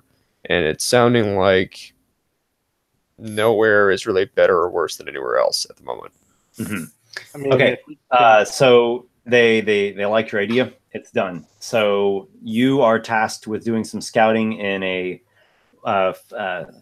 druid form of your choice, and the Fenguard say that they are willing to do a bit of a probe. However, they would prefer to stay outside on their mounts and have the party do any probing. All right. So we should probably go in the same way that we did before. Send our probe in from the rear and see what we can see. Probing into the rear. Yeah. Kivish, are you wanting to remain with your party, or do you want to go ahead? If there's an opposite of inspiration, I will gladly take that for making that. If they're sending us back in, Drake will volunteer to go in as well. I'll go. Okay. I'll go in also. It's probably. Yeah, I think as I go in. Okay, so we have 2 scout members of your party plus Kivish. I guess there's 3. What about Lykar? What about Noxiqual? I want information first before we make our move. If we know where their leadership is or a way to get to there, I'd rather know that. Kivish, can you fly now? You said yes. So if I just made you invisible, yeah. If I were an invisible bird, I can't fly by a fly spell. I can wild shape into something that can fly. So if I were an invisible bird, I would be able to fly. And then I can make you invisible. You know what? One of them guys can make you invisible. I'm sure all them wizards, they can burn one of their spell slots. That's true. We do have a whole cadre of mages. I could also fly. I could either go in with Drake, or I could fly with Kivish. One of the 2. And then you can scout around all you want, invisible, because they wouldn't be able to see you. Well, I don't know about that. They do have Keep magic. In mind, they may have some sort of defense, and they may have themselves. They could have like true sight, or even detect magic, or a little catapult designed to fling piles of flour into the air to reveal invisible things. Yeah. But I think if we can get some more info, you speak Dwarvish, you might be able to overhear something, what their plans are. Actually, that's true. We both do. That's convenient. Yeah. If we can find out what their plans are, if they're just like, we hold until the sun goes black, then I could probably like fly over, like get into like where they're planning stuff and probably listen in on it. Okay, well, you're pretty good stealth apparently, so I have no problem. I would hope so. Just no natural ones and I'll be fine. I'm fine with letting them do a little scouting and just sit back for a little bit until the time comes for the punching. Now, none of us have a that spell that lets you turn a spell permanent, like where you could cast like a some kind of dimension door or gate to like the elemental plane of water or gnomish whiskey or the plane of infinite fists and punching. No, and we don't have that gate spell. That's a 9th level spell. No. Oh, it is. Okay, that's right. Yeah. Perhaps one of the other wizards in the storm is the most powerful of the Emerald Mages. Right. Yeah. All right. So yeah, never mind. Because that would probably force them out. Flood the tunnels. I see where you're going with it. Yeah. That was my other thought was, could we flood the tunnels somehow? You want to turn this into another drown tour? Hey, I don't think I was there for that one. Are you tired of the same old drown tour? Visit the new drown tour. You would need a lot of water, because you remember after you went to the old crypt, you went up a tunnel slope, a cavern of bones. Oh, that's right. You would need a lot of water getting forced in there. Well, we could at least flood the back section so they have to come up the front. Well, there also could be other entrances we don't know about, because this tour is kind of big, and there's no way you would have enough men to completely surround this giant island in the middle of the swamp. It's pretty big. Actually, I've got some dimensions, like rough dimensions, I can tell you here. It is about, let's see, at its widest point, around 900 feet. And then I thought it was a lot bigger than that. This way, yeah, the actual hill itself. I'm a bit of a trickster at heart, and I may go well with the arcane trickster. I think actually you've got a map. I guess I can just show you, because you have access to it. So that's true. Yeah. Yeah. Let me just open this up here. We have I was looking for the map. Where be? Here it is. Okay. I will just show you what you're looking at. Yeah, I think you guys should go and scout it out, find out some intel, and I agree. You can plant some suggestion spells in the officer's mind to give bad orders to their troops, like get ready for an assault and then go. Wait, what? Oh, I can't see it. Hold on. Oh, each square represents 30 feet. So the Cavern of Bones was 14. 14? Okay. Yeah. 13 is Bleeding Heart. Yes? No? Bleeding Heart is this settlement out here. So it's 12 is like Northern Bleeding Heart, 11 Southern Bleeding Heart. Oh, yeah, is it actually outside the... That's the exterior part. Oh, really? I thought it was underground. Then here's the interior part. I see. I thought it was actually underground. Okay. Interesting. I know the way through your maze now. Mm-hmm. that intense maze. Yep. Well, let's do something. Yeah. Let me know. What do you guys want to do? Go. So the skeletons in theory are where? Come again? The skeletons in theory are where? 14, 13, 7, Bleeding Heart, anywhere in here. Basically, you don't think they're in the actual crypts or the back tunnels, the northern tunnels. Okay. Yeah. They could be anywhere on like the right half. All right. So, yeah, what it sounds like is with the aid of invisibility and flying, Harley and I are going to have a pretty nice opportunity to scout our way through those places. Ideally, sort of splitting up a little bit to cover more ground, but not going so far away that we would completely lose sight or hearing range in case somebody gets rumbled and we have to like run or fight our way out. Yeah, I'm assuming this trip isn't going to take like more than 2 hours or more than let me see. It's an hour for invisibility. Yeah.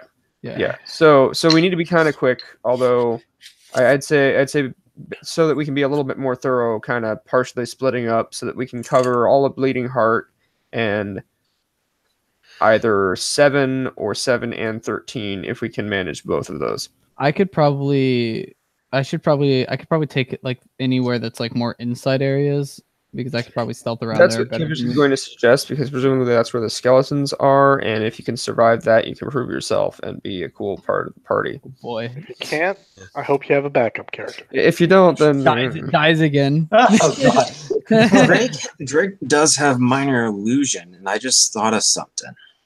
He can go in drop minor illusion to make it sound like they're doing a charge at a specific point, and see if they come out with a response. I could also. I do have disguise self. I don't know if I could disguise myself as a skeleton. Probably be easier to disguise yourself as a dwarf and speak dwarven. Yeah, that'd be better too. Also, I like the illusion idea to try and convince them there's an assault coming, but I like that better when we're actually planning the actual assault. To make it seem like there's an assault coming from. I read it over. It's just noise, so he's dropping to make it sound like outside the assault's coming. I get it, but let's. So I don't know. Let's let the scouts do their scouting, and then we'll we'll do whatever needs to be done. All right, sounds good. Oh, okay. Oh, there we go. So are the other mages gonna turn us invisible, right? Let me get this right. Kivish, you are turning into a bird. Yep. And we'll go with a Harley. You can fly. Do your items. Yes. An African swallow. An African swallow. And Lykar is casting invisibility on Kivish. I can, if I was going to hope maybe one of the other mages can start burning spell slots. Right. You got a whole group of mages there. One of the emerald mages knows invisibility. He will cast it on. He'll cast it on one of the guys. Yep. Excellent. So Lykar will put invisibility on Kivish, and one of the dwarven mages will cast invisibility onto Harley. Now, hang on a second. Before you burn Lykar's spell slot, let me burn one of mine, because mine come back. Yeah, okay, you have it as well. Excellent. Yeah, quick thing. I do have invisibility as well, but I only have 2 spell slots at that level, so I'd rather save. How about we just do it this way, so we save spell slots? I can cast invisibility as a 4th level spell, which will get them both. That works. So that. Yay for simple things. Yeah. Also, if this is a siege, I'm assuming there's probably more than a day between now and the attack, so there will be. It's not crucial about night is quickly coming. They've been setting up an encampment all day long. Right. We want a nice tent too. Yeah. Wait. I definitely you all have a very nice tent, which is next to the Emerald Mages area. Yep. Esper. Okay. Yeah. Does that mean there's a bunch of shadows now? It is night. Ooh, yes. Shadows are stretching across the land. Okay. This is Drake's stuff then. All right. But what I am going to say to you two, the scouts, or maybe Drake too, if you're going to go do your own thing, find out as much intel as we can. Find out their plans. If they have no plan, that's great. We need to know how we can hurt them. So go. Don't worry. This is my forte. Yeah. Wink at you. All right. Is Harley from New York? Kivish, Harley, and Vince. Are you all going together, or are you going separate ways? Drake's going to go separately. Okay. He's going to... what he wants to do is he's going to go up the mountain and then come back down into that town area that's on the outside. Okay. And but before he goes into it, he's going to look for what buildings look the most important. Mm-hmm. And he's going to use that as his key points of reference to scout. Okay. Kivish will suggest to Drake that he mostly explore northern Bleeding Heart about as thoroughly as he can in the time they have. And then he's going to suggest Drake's not going to take cover invisibility. He's just going to... Yeah. And then Kivish suggests that he would cover southern Bleeding Heart so that he could sort of keep a little bit of an eye on Harley, who's going a little bit in.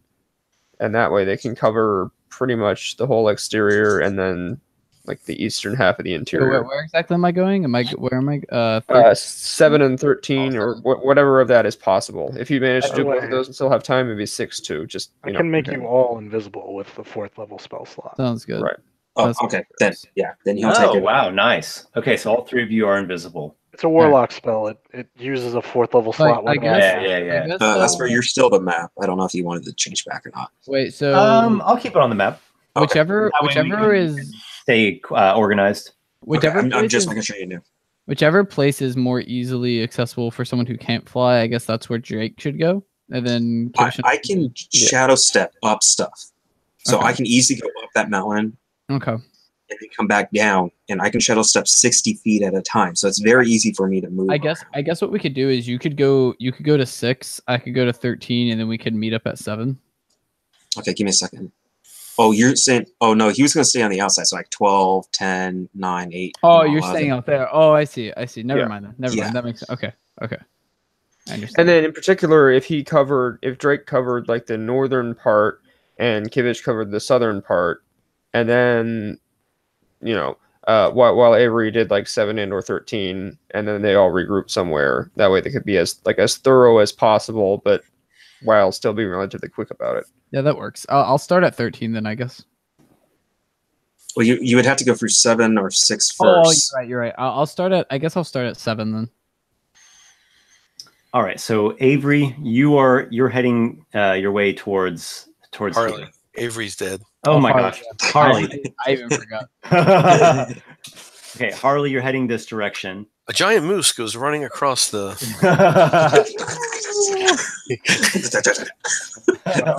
A flying giant elk who's invisible, just like. Yeah.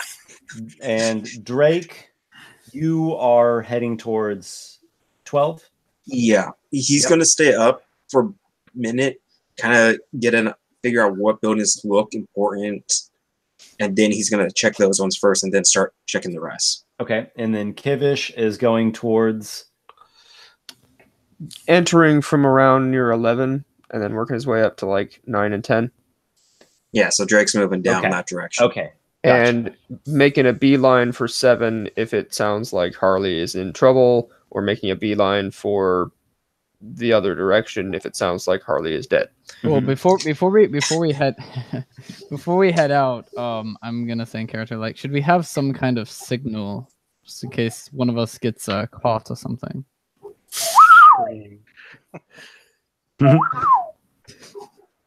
We'll find your corpse when we storm the place. Dark, My Lykar, cause, dark. I'd be more concerned about this druid fellow over here. Kivish continues making bird calls as suggestions for signals. Look, just do your job right, and we won't have to worry about that. You do it wrong, well, best get yourself out of trouble, because there's no guarantee anyone else is coming to help you. If you hear a bird, it is probably me if it is inside, and otherwise it is perhaps a bird. Yes, or actually, maybe okay. So let's move this along. Night has fallen on Dins Morris, and it is a cold and windy night. Kivish, you're going to be the first one to reach your destination. You fly over the wall of bone, which extends around like such, encapsulating Bleeding Heart. And you come down, perhaps alighting on rooftops. These are blocky, stony, dwarven structures, well made, carved onto these, or built on top rather, these carven ledges here on these slopes of Dirge Tor. The dwarven commoners who reside here are either not to be seen or inside their homes. So no one is walking out in the open, though. All right. So doors are all shut. Windows are shuttered. You see no one on the outside, but here and there you can hear people inside their homes. They sound like dwarven commoners, and they obviously are all talking about, we are under attack. We've been under attack. They're talking about the mages that struck from inside and killed the Swamp Queen, and this parameter of this encampment. I mean, that's all that everyone is talking about. And they're trying to think, what are we going to do? Some people are worried. Are we going to die? Are they going to kill us? Are they going to take us as slaves? Are they trying to conquer us? Some people are scared. Some people are angry. Some want to fight back. Others think we just need to surrender. Others, you hear a plethora of different perspectives and angles. The most common thing you're going to hear is like, damn Norgal's Rock to the 9 hells. I wish we could just kill them all. Stuff like that. Like typical things when someone is being beaten down by their enemy. All right. So yeah, a common town on lockdown. So it looks like there are lights inside, right? Like lamps and candles and stuff. A bit. It's not lit up like you would expect a settlement to be under normal circumstances. All right, but they're not having some weird blackout for some reason. Okay. They are not. Also, as you're exploring around here, of note, 8 and 9 are guard posts. 10 is as well. 10, I guess, is like some kind of a gatehouse or some bigger defensive thing. Yes, in fact, 10 is the farthest out structure. This structure is outside the wall of bone. All right. Everything else is inside of it. The barbican, to use a historical term. Yep, barbican. These are steps cut into the face of Dirge Tor, and they lead up to a shut gate. And this is specifically a thick iron band reinforced gate. Lock shut up tight. All right, so it might not actually be that easy to get. Wait, so I would be at that 7 too, right? The locked up gates and stuff. So you are arriving now, Harley. You're flying and you're invisible. You're flying with your winged boots. So it's like a locked gate?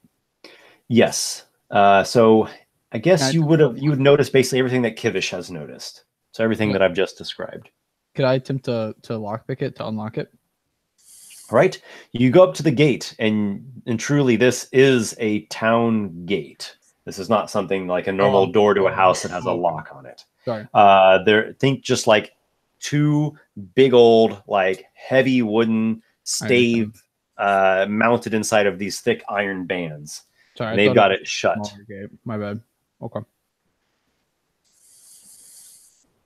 Is there any way to get in? Like, can we go over, or like any other entrance that we can see? So you begin exploring. Maybe you can find a different entrance. Are you kind of hovering around, flying about up the side of the hill? Yeah, I'm just sort of like looking around for any way of getting in. Okay, so you're flying up the hill. It's a rocky, irregular hill, fairly steep. It goes up quite high indeed. There's some vegetation that just is naturally growing out of it. It's little grassy and bushy bits here and there, maybe a small tree, but largely it's a rocky thing. Make a perception check. Perception is okay. Yeah, you're not immediately noticing any obvious entrance.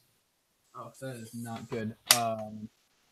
Perception, it's an 8. Okay, so you're looking around. You're kind of losing time, but you're looking around. Let's go to Drake. Drake, you are also in Bleeding Heart. You've gone to the other end of the settlement. Yeah. So, yeah, it's the same situation, the same conditions up there. Doors are locked, shutters are drawn. You hear voices. How long does tongues last, or can that still last in tandem with the invisibility? Noxiqual. Okay, I'll look it up real quick. We cannot hear you. Oh shoot! I'm sorry. My mic was up. It lasts for 1 hour. Okay, so we'll say Drake still has tongues. Okay. I mean, I could cast on him as well. All right, so you're hearing similar conversations. Everyone, of course, is talking about the dire, immediate situation. What would you like to do? So are there any buildings that like really stand out among the rest there for Drake? Some are larger than others. It's a different kind of architecture than what you're used to. It's dwarven. Let's see. There is one building that it looks to be a tap room or common house, tavern, something of that effect. It does not look to be a typical residence or other industry related. It's not an industrial type structure. That immediately catches your eye. There's writing on the front in Dwarven script. You imagine just like it's the name of this ale house here. Oh no, Drake can't write. Yeah, he can't spell. So I was gonna say, oh, he's gonna. Oh no, wait, because I actually have all your guys' names misspelled specifically, so that way when he says your name, he's gonna say it wrong. Do you want to do anything with this one larger structure? How many stories is it? Is this one here? One story. Okay, so it's just one story. Okay. Squat and thick-stoned dwarven building. Stretches up no more than 8 feet tall. Dwarves are not known for their heights. So he could literally just leap up to the top then. All right, so you were on the roof. Oh, I am. Is there like any hatch or anything up on the roof? There is a chimney, which is about 1 foot wide. It's about a 1 foot opening. No, that's not going to work for me. It's too small for Drake. Okay, he's just going to keep moving south to meet up down by 8. It looks like that. If any other building stands out, he's going to stop to take a look at them. There are these guard posts, and if you want to stop and take a look at the guard posts, you will notice 10 is actually on the other side of the bone wall. Literally, it is a wall of bones that they just look compacted or even magically bound together. The wall stretches up pretty high. It is, I've got notes. Wall of bones. It is 20 feet high and 5 feet thick. And you do notice that some like skeletal arms and hands are, they extend out of it and they look like it could swipe or grasp. The guard post or barbican on the other side is the largest one, though there does not look to be anyone in there. You hear no sounds, there's no light. It seems empty, unoccupied. How far out is it? It's just at the base of the slope of the entire hill area here. Well, the reason I asked is because I'm thinking shadow step up onto its roof. Yeah, you've got shadow step, you've got fly, so mobility is no trouble at all for you. You get on the roof. Sounds like you're looking around again. Yeah. Yeah. Do you want me to do an investigation or search? You don't see any obvious hatches. There again is a small chimney. You can make an investigation check if you so choose. Give me a second. Let me check my stats.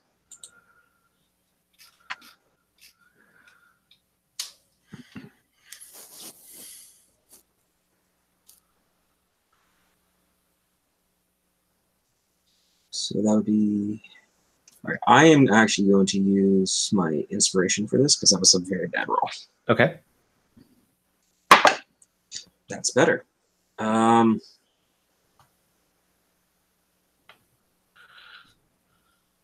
17. Okay. You look around, and there is not a trap door or anything that has been fashioned to grant access into this place.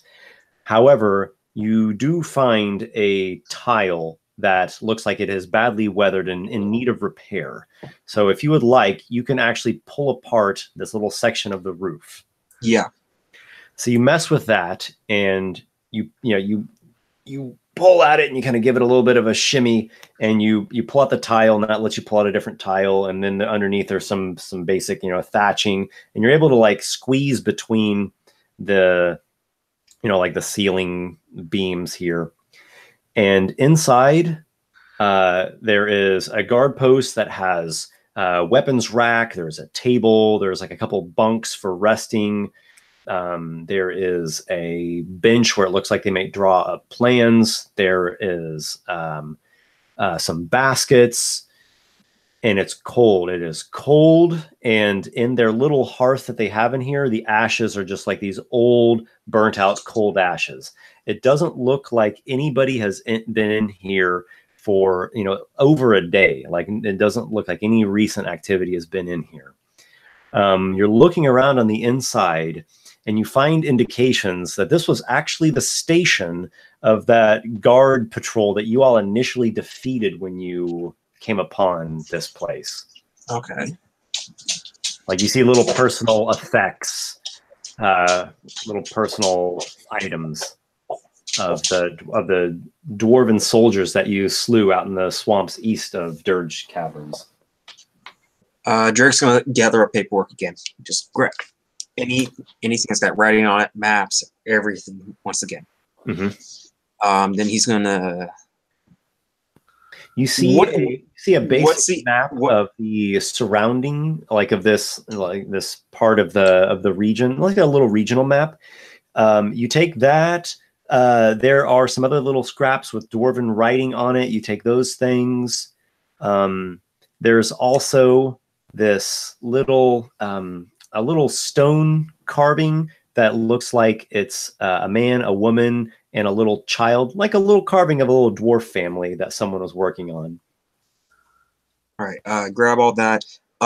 Building's made of stone, or is it got other materials in it? It's stone and wood. It's more stone. The stone is, I guess we'll call it the primary building material. Okay, but so they have employed wood. Like the ceiling beams are largely wood. One story as well. Yep. Okay. Yeah. All right. Actually, beg your pardon. This one has 2 stories, and there's like a lookout where one could like survey a bit of the land, or even fire some crossbow bolts from the. Okay. All right. Now so I called them arrow slits, but someone else called them what last time? Arrow loops. Arrow loop is just another word for arrow slit. Okay. Yeah, and there's like arrow loops. Embrasure or castle window. There's Okay. a lot of names. All right. All right. So then, what he's actually thinking is going to work. He's going to start a fire. He's going to burn it. Okay. Oh, you want to burn the building? He's going to burn all the wood in there. Okay. So it's useless. They can't use it as a forward observation post or stronghold. Excellent.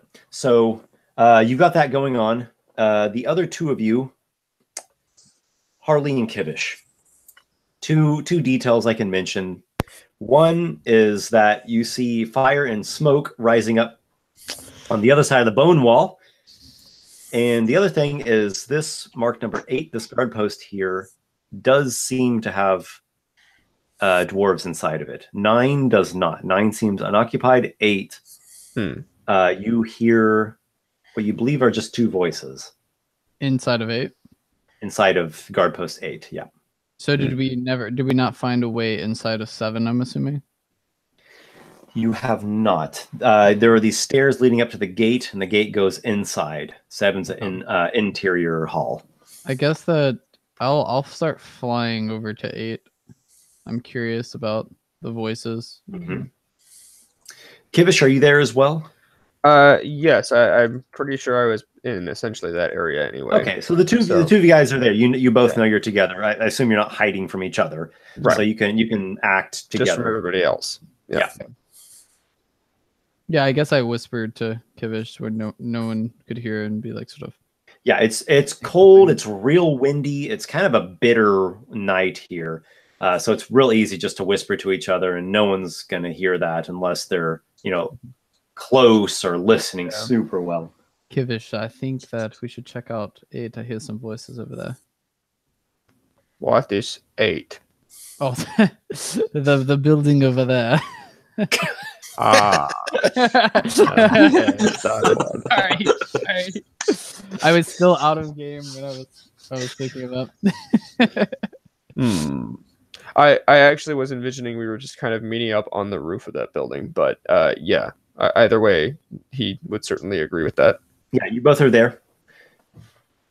Okay, so right. we head over to to that You're there, building yeah. over there. It's I think much This like what I Bowman described Cats and Noxiqual. to Vince. It's not as large as the Barbican, and it is one floor instead of two. But yeah, stony structure. Are there like any windows that we can see inside, or is there any way that we can see what's going on in there, or do we just hear the voices?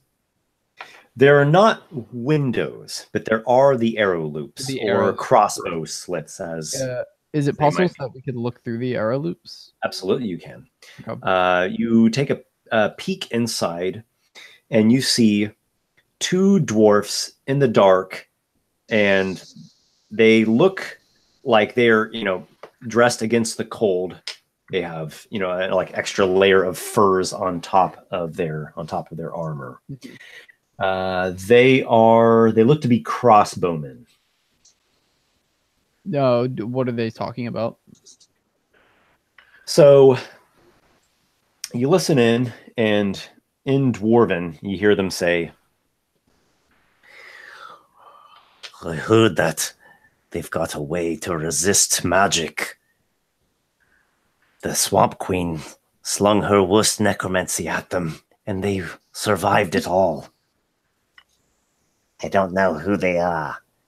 I don't even know if they're from Drakengrim. They might be from Naperna. That would make sense. I've heard there's strange things happening up there. Lights in the sky."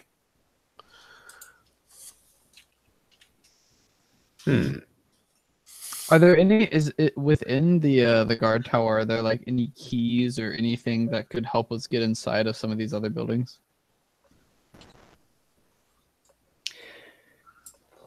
You have limited view. There's no keys in view that you can make out. I mean, the soldiers probably have some sort of key on them. It's not just hanging out in the open, and you're also looking through a slit. I mean, it's not a tiny, so they can shoot crossbows through it, but it's not that big. In Tactics Mineland, I'm not sure we need to get into a whole lot of these buildings, because this town is where a lot of civilians are who are non-combatants, and we can kind of generally observe what they're doing. What we mostly need to do is get inside to check out where the skeletons might be. Yeah, well, that's what I'm thinking of getting, because there's the gate and stuff. Oh, so yes, we exactly. might need the key. Can I see any keys on the guards? Nothing that you notice. You do notice smoke rising up on the other side of the bone wall. Right. Yeah. These two seem like they are reacting to that. Yeah. Nope. They don't seem to have noticed this. All right. If it seems like they're kind of trying to make a break for it, then I guess the least we can do is spare Drake 2 additional dwarves by somehow blocking them in here. But yeah, for now, I don't see any reason why to attack them or go after them in any way yet. Drake, the roof of the Barbican is a roaring blaze. Yay! It actually feels pretty nice. It's really cold out here. I don't know how shame Drake didn't bring any marshmallows with him. Only swamp mellows. No, you gotta have the actual ones. He's going to get back in town and go to pretty much the other outposts. And do all three of you just want to be together now? I think that's fine. Yeah, might as well. Yeah. Okay. So you guys are together. Let's speed it up a tick here. It looks like the commoners are just locked away inside their houses. Some of the houses are completely quiet. The gate is shut, as gates are known to do, and there are 2 guards inside of a guard post, and the Barbican's on fire. So, are you guys? Do you have any other things you'd like to do with this area? Do you want to go to a different area? Do you want to return back to the encampment? We could go look at Area 13, I suppose. Well, we have to get inside. Oh, I see. It's connected. Oh man. You kept trying to do that before. That's the one thing. Yeah. We gotta breach somehow. Well, Kivish, do you think that you could turn into a small creature and maybe go through one of the cracks? I look at him and wave my tiny little bird wings and say, as if in answer to that question. So that is a good question. Are there these cracks? Are there any that size that, like, trying to think, what's the smallest size category in 5th edition? They did away with fine, didn't they? So it's diminutive. I think like the spider is like one of the really small ones that you Technically, tiny is the smallest size, and from there that's just kind of left up to the DM. So this bird would be tiny. You've done spider form before, like a little spider. Well, I did a giant spider before. You can do little spider. In Horncomb Lodge. Oh, that's right. That's right. You're right. You get inside. Yeah. So we'll say you can go down to the size of like a little sparrow or a tarantula or something like that. Okay. Well, so I'm basically already like a swallow or something. So about that size. Yeah. Yeah. So would that be small enough to fit through one of them or no? One of them what? One of the various cracks that we've been thinking about and looking at. The arrow slit? No, like a crack to like get into like 7 or something. Or like even like through the gate. I guess actually notice any cracks. Like a gap, like a micro cavern in the rock, I guess. You could get through the gates as like a little animal. Mm-hmm. So let's put a little bit of stakes here, a little something. Invisibility is about ready to wear off. You guys have been doing different reconnaissance. Right. You haven't noticed any like a crack or a tunnel burrow thing, but again, there's a whole big area with a rough, rocky, irregular terrain. It's night, so it's real dark. It's hard to see. So you could spend time if you want searching around up on the hill. Hard to see, you say? It is hard to see, even if you can see in the dark. Well, it'd still be dim light for you. Yes, that's true. You still have like disadvantage. I do have dark vision as a half elf. Yeah. If you're like in pitch black, it turns into dim light. So you have disadvantage on perception, but you're not blinded. I see. Right. And it's for 60 feet, and outside of that, it's dark. Yep. So is it worth it to you? The time and possibly the risk searching around up on the hill. I think that based on the time it is and how this is going to be a siege, we're probably going to have, more opportunities to actually try and get in there through like an entrance like one of the ones we took before that's not guarded by a gate, and we can find our way around within there. That we should probably go investigate what that fire is, because it probably has something to do with Drake, and he might Drake's be with you guys. Oh, did you actually try and come over to us? Okay. Yeah. I'm assuming that you told us that you started the fire, correct? This one started. Okay. What fire? This one did not start any fire. I only wish to know why you did this. This one believes remove all obstacles. Our enemies could fortify that building. This one did not want to fight to take a building that could be removed. I like this one. Well, if you did not harm any civilians, I do not see the problem. This one checked first. The building was empty. This one also brings gifts. Drake pulls out the papers. Ah, okay, good. We should go now. This one agrees. Okay, so let's cut this scene and let's go back to the encampment. We've got the entire party, And we've got the Emerald Mages, including Orgrim. And there is a tent that is the chieftain's tent. It's the big one. The chieftains don't just sit in there 24/7. They do move around and such, but they will of course convene there. So let's do that. This scene has your whole party, the chieftains, Orgrim, and we'll do Rorik as well, the captain of the Fin Guard. So all those key members, you're at the chieftain's tent. Everyone's getting tired. It's getting really late here. Everyone's cold and exhausted from a day of marching and setting up camp, and it's just late. So this is like the closing notes before it's time for rest, and like the night's watch is going to take over. And now my watch. Half Gray says, "There's a fire burning. I assume that was your work." This one started it, and this one believes our enemies would fortify it. And you encountered none of the enemy forces. This one believes the ones who were originally stationed there are dead. Pulls out the paperwork and hands it over. This one thought ahead of destroying it, so this one did not need to fight to take it back. Very well. Did your scouting mission turn up anything else of note?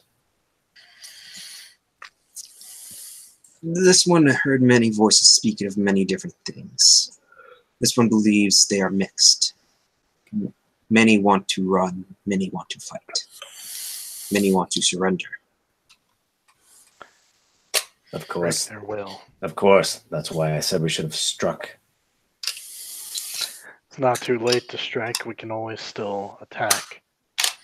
We will on the morrow. We're going to launch a short assault to give them a taste of the might. Perhaps they'll break already. Perhaps their morale will not last. This one has a possible target. He's going to talk about the tap house as a possible target, because it does seem as a building of significant support in the northern region. And why do you suggest the tap house? This one believes there will be many gathered in it. This one believes if you destroy it, it will give them less places to hide and to gather and find warmth. And how do you suggest we destroy it? This one believes with magic from above. To man with a hammer, everything looks like a nail. Magical siege from above. Very well. If I could for a moment, there are also 3 places where guards can be posted. One is garrisoned at any given time, and one is the most external and fortified, though I do believe it is without a roof. And one seems to be left empty at certain times. If we could destroy them or remove their defenders, we could perhaps get a way to the gate. Otherwise, I think we should make more noise than we give. We should not hurt any innocents and make it seem like there is a big attack, that any guards might be caught off guard, but confused when they do not see many men.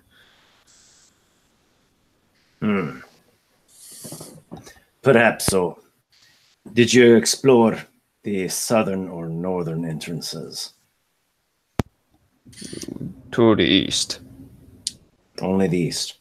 Or was that map shown with north being up, south being down? Yeah. So then the eastern side. Yeah. So then the east side. with the town of Bleeding Heart and the approaches to the east. This one did not have time to make it to the other entrances. I appreciate your bravery, though this report has told me little. I'm going to bed. Good night. I mean, yeah, we didn't learn a tremendous amount. I am too a little disappointed in that. Mithrillian, he says, I am not going to sleep this night. I'm going to stay awake with my men and make battle plans for our assault tomorrow. Any who should like to join me, I would appreciate additional details or counsel that could aid in our strategizing. I'm down for that. Alder says, Well, I will as well give my show of the bones. I'm with you. I'm here. I'm gonna look over and say, I think you might need some sleep, just a little bit. Yes, well, when you are 300 years old, see how well you can take days of marching. When 300 years old you are. See how tired you get. I'll let you know in 300 years. Alder stubbornly refuses to go to bed. He's going to stay here and help, but he just is dozing off. Rorik Soursop as well. His eyes are getting bloodshot, and he's rode with the men. He helped set up a lot of camp, and he fought with his men atop the hill today. But he's there. He's going to help with any planning that's necessary. He seems very loyal. He's tactically minded, a very loyal and obedient sort of fellow. He'll follow the chieftains to the end, and as they say, and even more so, he is loyal to his fellow Finguard. He is very closely bonded with his men, and you see in every decision or thing that he makes, he kind of has their well-being in mind. They are elite soldiers of the Swamp Dwarves, a proud group, but they are not a large company. They're a smaller company. I think they're about maybe 15 or 20 soldiers there. Do you guys fill me in exactly on everything that you just did? Like, do I get all the nitty-gritty details? Right, so we went in to explore the eastern half where we suspected there might be clan Axwort soldiers and skeletons. We weren't able to get inside because, or you mean just the... Basically, do you tell me about conversations that you overheard? Yeah. That's Yeah, what I need. Well, you get in Drake broken speech too. Cool. And- I'd like to know more about this place called Number 8. Yeah. What is number 8? that was funny. It's one more than 7, and it's one less than 9. Indeed. But It's yes, like enemies that now know and refer to as things. And 7 used it to 8, 9. we can tell you about. I'm sure we told you about that, about how there were some guards inside, but it was surprising that 2 of the guard posts seemed kind of empty, and that one only had 2 guards in it. 2 points. We could just sit back and let them work this out. They're dwarves. They got their army. We can just let them fast forward and fight and do all that. But what can we do to change the course of this battle is what we need to... I wonder if we could have bop in somehow and open the front gate. Yes, that would be very useful. I think, we need action plans here, like, of what we're going to do. Okay, Because we could go back and forth on what should the dwarves do. Let the dwarves sort that out. They'll figure it out. We need to formulate our mission objectives for Operation Open Up. I suppose you didn't.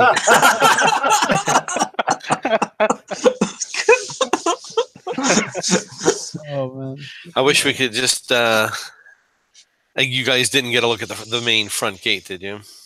Well, they got a good look at it. Gate. Yeah. Yeah, I think Drake would. Oh, okay. The eastern gate. Yeah. Yeah, Drake would, because he was.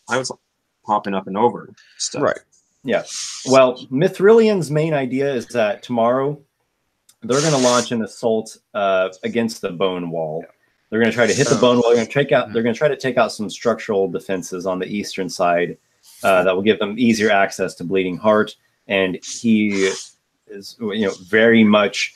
I very much would expect that you all will lend your aid. Your arcane arts will be helpful in taking down sections of this bone wall.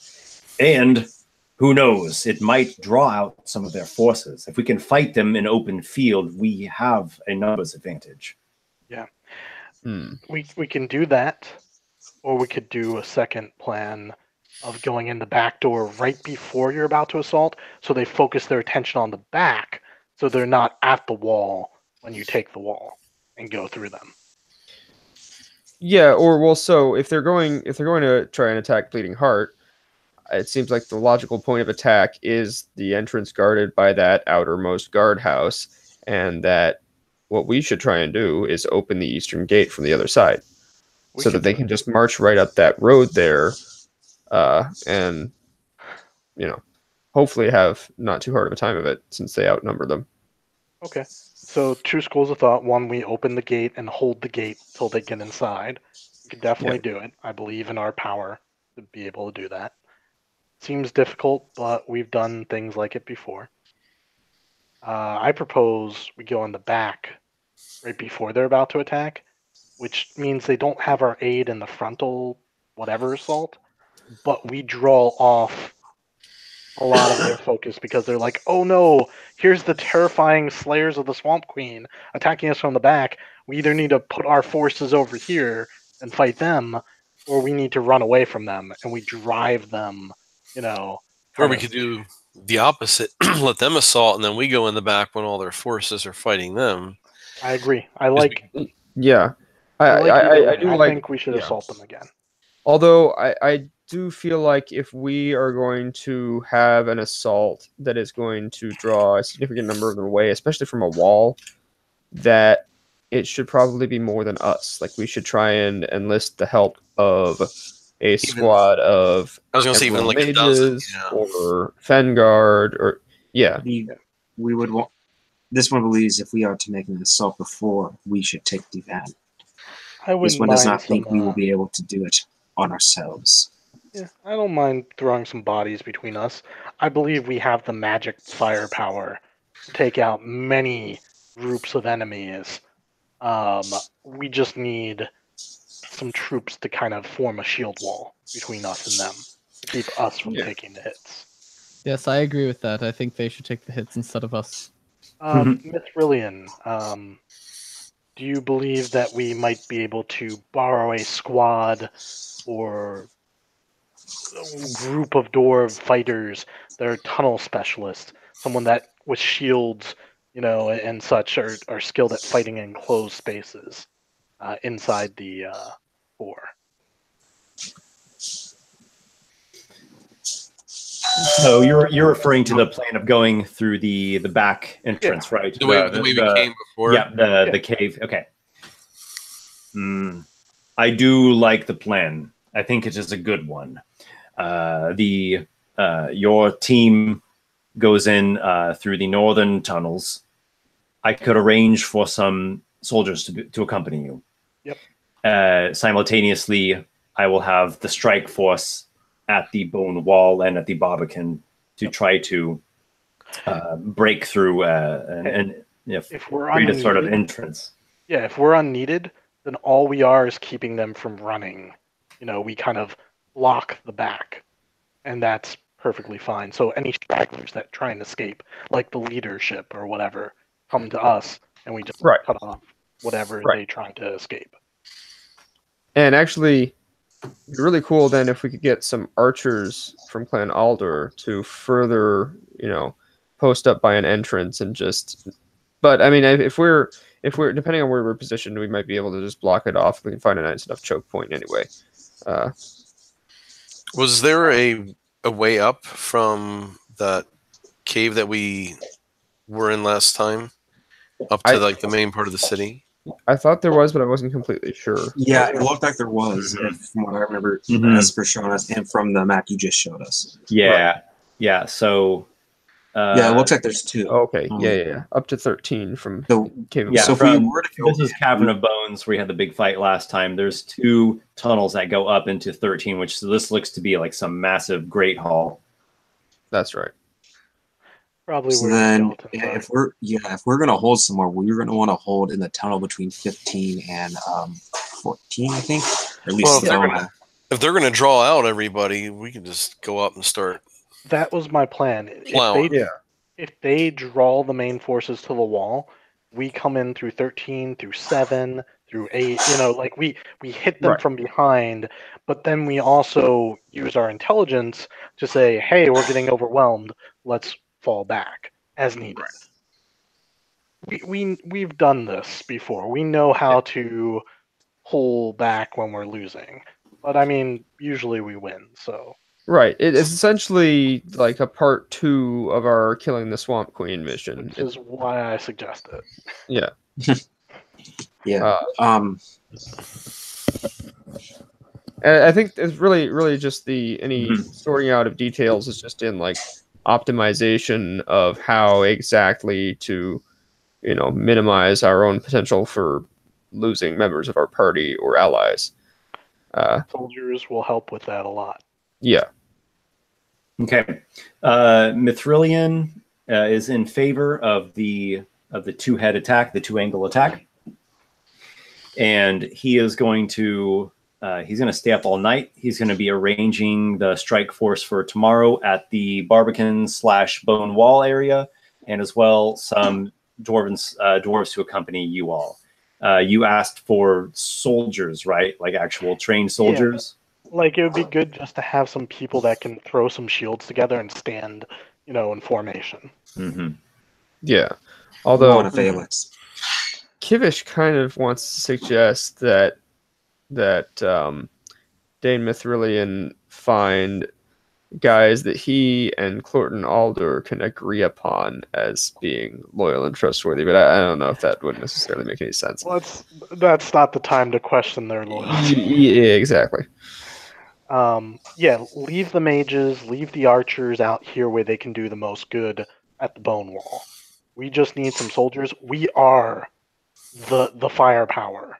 The soldiers are just there to help us form a barrier between the skeleton horde and us while we blow them to bits. And whatever else we encounter. Yeah, and the overscope of the whole assault, they're not going to miss 15, 20 guys or something. Exactly. I'm not talking we're not taking like hundreds of troops. We're taking 20, maybe 30. Only like 20 people will die, not 100. It's okay. I mean, heck, if they want to make a larger scale thing, we can take 100. I don't know how much scale-wise that is comparative to the rest of the forces. Well, if they wanted to do it that way, then we could have the rest of the army attack over there, and then we could take the Fen Guard, or go with the Fen Guard and go from behind like that, and then have. Let's not say what we could do. Let's let them decide. Yeah. We'll tell them what we're gonna do. If they give us troops, we'll take them. Exactly. Okay. So that all sounds like a good plan. It's coming together. By the way, at this point, the encampment now encircles all of Dirge Tor. Yep. Some parts are a thin circle ring. The chieftain's tent, like the meeting tent, and not too far away, the Emerald Mage's tent and your tents are on the eastern end of Dirge Tor. So you're like away from that Barbican gate and the bone wall. All right. So resting time for everyone is what it sounds like. Kivish would like to use a Hearth of Moonlight and Shadows all over the tent. Excellent. Just because. That's the one that provides magical concealment. Yeah. Indeed. The gifts of trickery from the gloaming court are with you. A good one. All right, so you all are resting. I believe the wood elf just does an elven trance. Yeah, I meditate. Drake just meditates. So that's why when you said the dream, I was like, ooh. I don't think he dreams. Okay, so maybe it's a vision that comes. Yeah. Okay. Yeah. Enough to give us our full rest, but then we get up as early as we can because we got stuff to do. There is a bit of hooting and hollering in the middle of the night. So whoever's sleeping, you might get disturbed or awoken by that. And some dwarves have been slain. You get the report that not long ago, an archer slew dwarves on the other end of Dirge Tor. Those that no one saw him. I just rolled for it. They rolled terrible.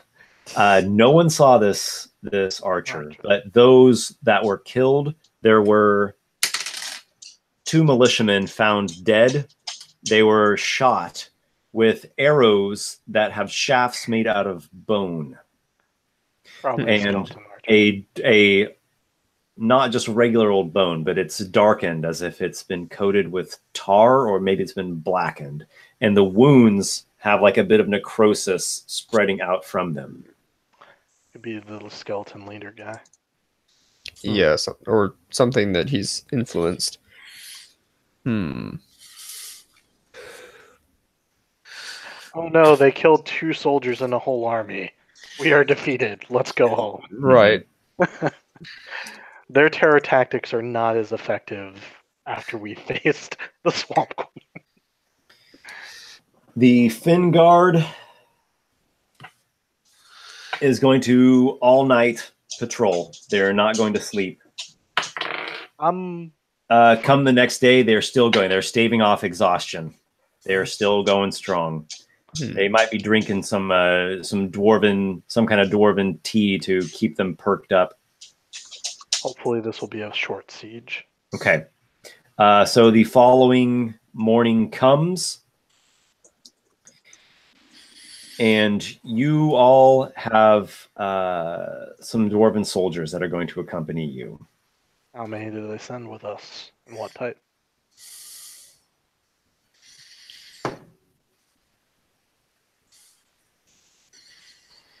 You have 8 dwarf soldiers that come from the vanguard. Perfect. The soldiers are outfitted with scale armor. They have shields. They have war hammers. They have light crossbows. Good. They have a dagger. Also good. They are essentially like infantry level soldiers here. Right. What type of shield? All we need. It's a nice dwarven stout shield. Do you think you can talk an emerald mage into coming along as well? I wonder. Oh, Orgrim Halfgrey is not going to shy away from that opportunity. Oh, right. shit. I'm not going to let you all get all the glory without me. I've been in there before, and I'll go back in. Cool. And This who one is will the go other along. best among you? This one is glad to see you along. Sorry. Oh, there's a dispute. It might be Threngendine or Barthagan. They must duel. It's the only way. Or come along to prove themselves. He looks over at the other Emerald Mages, which are not quite the majesty that is Orgrim Halfgrey, and they make manners of excuses that they must advise the chieftains and stay, as they are a cornerstone of the auxiliary guard. Yeah, the rear guard. All right, Okay. and a strike force from the vanguard is going to be at the Barbican. The Fin Guard, they are still patrolling. Someone has picked off more militiamen. That's fine. We'll take care of that skeleton dude soon enough. 5 more militiamen have been shot dead, and still no one has seen who this archer is. it seems that he's shooting from a very long range. Yeah. Almost like he's a sharpshooter. Yeah, I think they can handle that. They're an army. They've dealt with this sort of thing before. Like, yes, there's a powerful enemy. They've got numbers. I don't think we need to deal with them. I think Yeah. it'll be fine. Well, if we can, I'm not going to shy away from it. It's just we have our plan. We should stick to it. I agree. Okay, off we go. Go into the back. So, your party, accompanied by Orgrim Halfgrey and the 8 dwarven soldiers, make your way through the siege encampment up to the northern gate. Or really, it's not a gate. Yeah, it's just a cave mouth. Let's put this up again. Here we are. Okay. You are, clapped on the shoulders and the backs, hailed as heroes. The dwarves are in quite high spirits, though here and there you hear whispers of a strange stalking slayer in the night. But they are very much rooting and cheering you all on, your secondary strike force. You all ascend up the slope of the hill and again to this cave mouth that is concealed by a drooping swamp tree. It's important that we time this right so that we do it like roughly in time with their assault. Right. Which means we have to go in before. Yes. Yeah. Because you never know what we're going to run into. Exactly. Like a good bit before. They might have put stuff in these tunnels like skeletons and such. Yeah. Well, hopefully that Targan Yar guy's still in there. We can ask him if anybody's been. That's true. Yeah. Targan Yar? No, he's with me. Yeah. Yeah, he's with me. Oh, he Remember went with came, you? Yeah, he came with. Remember? He was, Oh, okay. He was going to go... I totally forgot that extra little scene that I said we'll do that later. Okay, well, it's real simple. He's just basically saying that, like, he is going to journey to the Ambrosia Temple, and he specifically told that to Kivish. Okay. That's right. Yeah. And, yeah, he's not with us anymore. He left. Oh, okay. He's going to go to the Ambrosia Temple and become a temple guardian. Get powers from a dead god. To become an undead, not god, but powerful thing. Yeah. You all enter through the tunnel. Are you behind or ahead of the soldiers? What's your command? Drake's going to take point again. Drake, take point. Okay. Yep. I agree with that. I think 2 soldiers after Drake, about 15 feet back. I'll go, me and Lykar can go next. Kivish and maybe 4 soldiers at the rear. That way Everyone else should be staggered out. Yeah. Is there any place that I can hide? So why don't you go ahead too with Drake? You 2 are the stealthy martial characters. Yes, go slink. That works. All right, out. the slinkies go ahead. Also, that way, if he misses something, you might have a chance of spotting it, and vice versa. That's true. Okay, so the 2 of you are moving ahead without light sources, just through the darkness, outside of any radius of torches that the party itself has. Can you both see in the dark? Yes, I got dark vision. Awesome. And then the rest of the party is in front or behind the soldiers. I want 2 soldiers in front of Lykar and myself, and then I want the other 4 bring up the rear. That way we don't have necessarily them all hit, if something happens. But we can so there's like 4 soldiers, the party, and then 4 more soldiers. Oh yeah, that's 8. Yeah, never mind. What you said. All right. I would have 2 in the middle, just so that way they can reinforce whichever one gets hit first. It works out. Trust me, it'll be fine. I don't think anything is going to get us from behind. Totally not. Well, the problem is we have several offshoots, so unless we want to search every offshoot again, we have a chance of being ambushed. Yeah, no, I'm fine with us just going straight there and right, just basically following our exact route from last time. All right, so then I guess Drake, what he's going to do is at every fork, he's going to check the ground, see what see if there's been any new travel since they left. Okay. I'll also help with that. Excellent. Both of you make perception checks. That's not a good one. That's not good either. 12. 12 and Give me a second. 17 again, actually. Oh, that's 17. I forgot I have proficiency in perception. Excellent. You do see some tracks that seem to be quite recent that have come and gone through this tunnel. Do they split They look down? They look like boots. Do we hear anything? You do not. It all sounds quiet here in the tunnel. That's your slinking through so gingerly. Okay, Esper, do they go into one of the offshoots from the main path that we're going to They take? do not take any of the offshoots. Okay. They come from the main direction that leads to the crypt, then going in that direction, and they Okay. seem to have exited out of the tunnels, out of the caves, and then come back. They've come and gone. Was it a single set of footprints? Single set of footprints. Yes. Well, Esper, we you should found our check your, sniper. check your YouTube channel there, Esper. Damn it, you beat me to it. I was going to say by the first opportunity. A little robotic there, Warsaw. Oh, Oh, sorry. wow. Thank you very much, Caleb Kemp. I appreciate that. Roll D20 so much to donate, and of course, I crit. I am very much a lover of critical hits personally, so I am quite amused and pleased with that. Thank you very much, Caleb. I'll put my email address here. Shoot me an email later on. All right.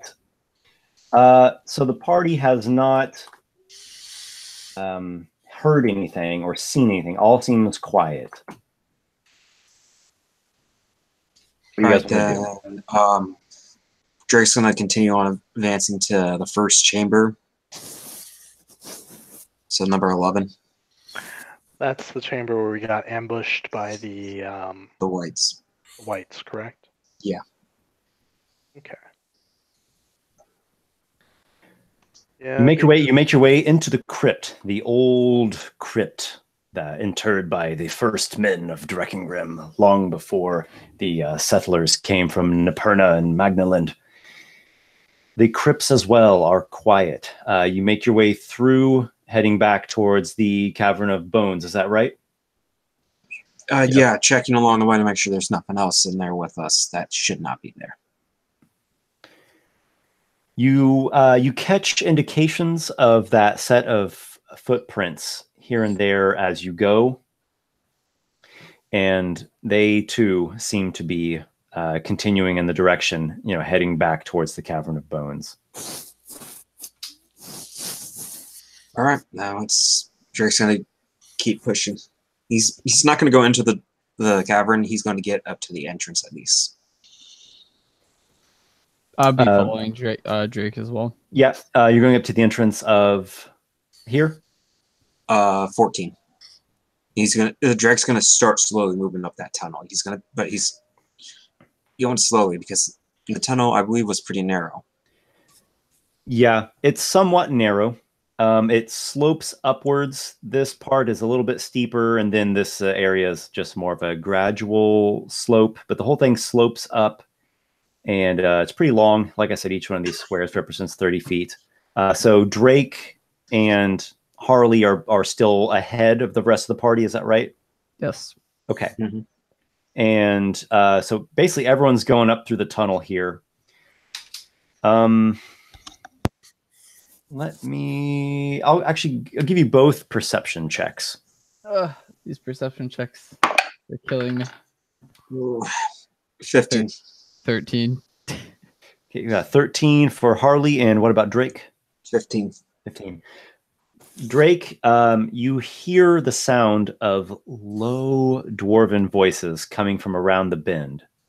I'm going to stop, put a hand out, and stop Harley, and push him back against the wall. Yep, and then try it. And then say, in a low whisper, this one believes you need to go back and report. Drake, you hear the following. Heave now! And you hear the sound of something heavy. Do I hear this as well? Keep in mind, he doesn't speak Dwarvish. Yeah, do I hear this? Like, only Drake. Oh, Drake does not speak Dwarvish. Yeah, okay. I'm the one who speaks the Dwarvish. Okay, then I'm going to repeat back the words I hear in broken to Harley because I know he speaks it. You start repeating the word, and then you hear the sound of something rumbling, and a boulder comes rumbling. A big boulder comes rumbling down this tunnel slope. Oh, I'm running. Shadow stepping. I'm shadow stepping every chance I get down that tunnel. Leaving his ass behind. So get the Indiana Jones boulder rolling. As he tries to shadow step, can I like try and grab on and like go with him? I can't drag anyone through a shadow step. I still want to try. You're gonna really grab me, and I'm gonna be gone. Are you gonna be rolling another character here soon? And that's how we lost the rogue. Right. Yeah. Hey, I'm a rogue. That'll be the recurring theme. You'll be like Kenny from South Park every episode. Yeah, I just die every session. Those bastards! They killed Nick. Yeah. All right, so I'm going to. Slavery.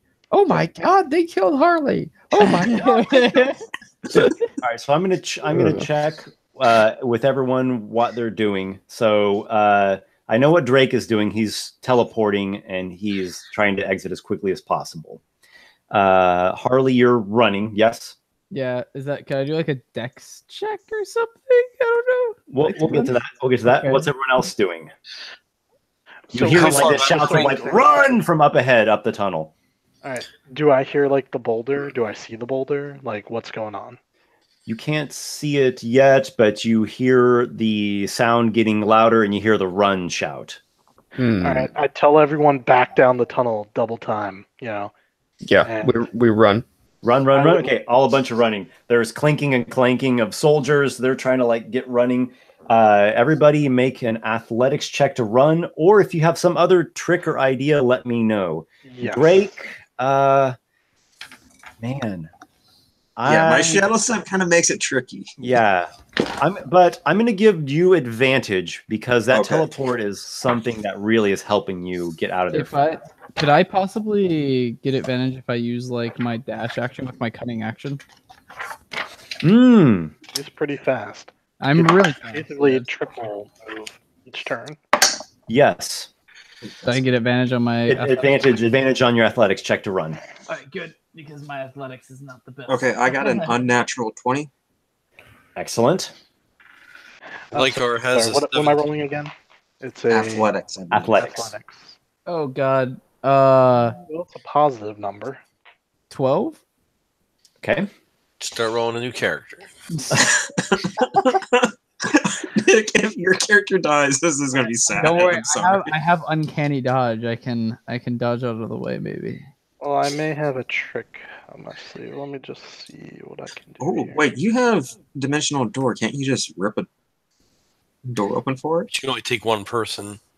Yeah, I can only take one. No, dimension door can take. Yeah, it can take one person. Yeah. But no, I'm thinking open it and just throw the boulder right let it go in. It doesn't work like that. Oh, okay. Hey, I'm Yeah. asking. Nope. Oh, actually, Esper, quick question. Yeah. Would it be possible to like firebolt? Because I firebolt as a cantrip. Would it be possible to like firebolt the ground into a big enough spot where I could like hide in, so that like goes over me? No, we're in rock. Yeah, true. Okay. Yeah. What he said. All right. Yeah. Esper, do I believe that if I summon the Tanaruk to try and like slow the boulder down, even if it crushes him or whatever, his strength against the boulder would give us enough time to get it all advantage for everyone in the tunnel? That's a lot of thinking for a fast rolling boulder. I'm rolling my. Just tell me what you want. What would Noxiqual do, like in an instant reaction? I was thinking just summoning a Tanaruk until it Summon grabs Tanaruk? the boulder. Okay, you call forth the Tanaruk. So he is the closest one to the boulder. Yep. I tell him, like, stop it. Lykar? Lykar has a 17 on athletics check. Okay, Lykar's running with a 17. Kivish? Kivish stares into the black pearl eyes of his carven rosewood nymph druidic focus and takes a step backward into the stone wall and becomes one and of it. Just all right, the dwarven druid melds with the stone, and the soldiers are trying to run. I'm moving as fast as I can, but it's not. Oh my!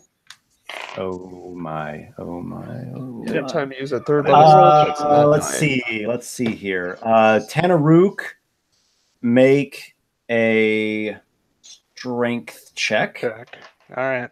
With quadruple disadvantage. No, he's got. It doesn't stack. He got a 13 strength check. Oh boy! All right. Who we got? We got Harley. Make a dexterity saving throw. Oh, okay. I'm good at this. Yeah. Tanaruk is getting completely. I am super glad when we were making that character. My stats. I think Tanaruk will actually survive this. Do I get my? This is just a straight dex saving throw. Yeah, dex saving throw. Basically, the boulder is like rumbling right over you, and you're trying your best to like. Yeah, and I don't get expertise in this. I don't. Yeah, that's only for skills. Okay. Yeah. Oh, that's. I'm also going to be one of the okay. ones That that is probably failed athletics. I have proficiency in it, so that's a 23. Excellent. Do you have evasion? I do, so I take no damage. You are like a nimble. Jack be nimble, Jack be quick. And this, you like somehow just like get right like past this thing. There's probably I'm just like running, and I see like this little area, just like dodge out of the way. Noxiqual, make a dexterity saving throw. Yep. All right, come on, dice. As I'm doing that, I'm just gonna say, Noxiqual, just do what I do and do this. Follow my lead. That's too much thinking for like a second. Dex save 14. All right. 14 is a failure. The soldiers have failed.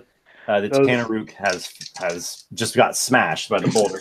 I was hoping the Tanaruk would slow it down. Wait, Esper, so am I on like the other side of the boulder, like watching it go down, or did I like? Yeah. Okay. Yeah. So I'm just like. All right. Rogues, man. Oh wait, I probably could have shadow stepped right through the board, through that thing. It's 20 bludgeoning damage. On Noxiqual? What did Lykar do? You ran, right? I ran back down, but now I'm thinking eventually I might stop. You got a DC 17, or you got a 17 result on athletics? Yes. Okay, so you actually need to make the dex save. So this boulder comes rumbling down. It smashes the Tanaruk. Harley does this, rogue leap.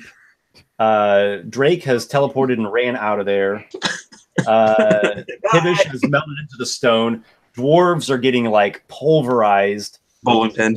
Yeah, they're screaming. They're shouting. Orgrim. Oh my gosh, Orgrim. Oh no, not Orgrim. Orgrim ran out. He got out. He got like a 18 or a 19. I don't remember if he has 1 or 2. I think he has 1 on strength. He got an 18. So the like Orgrim and Lykar and Drake, you're like out of this tunnel as this boulder's like smashing to a halt at the very end there. I'm so flattened. Yeah, so Noxiqual got flattened. I mean, I'm fine. Like yeah. I'm not near dead. It wasn't like a steamroller, but it was a big heavy rock.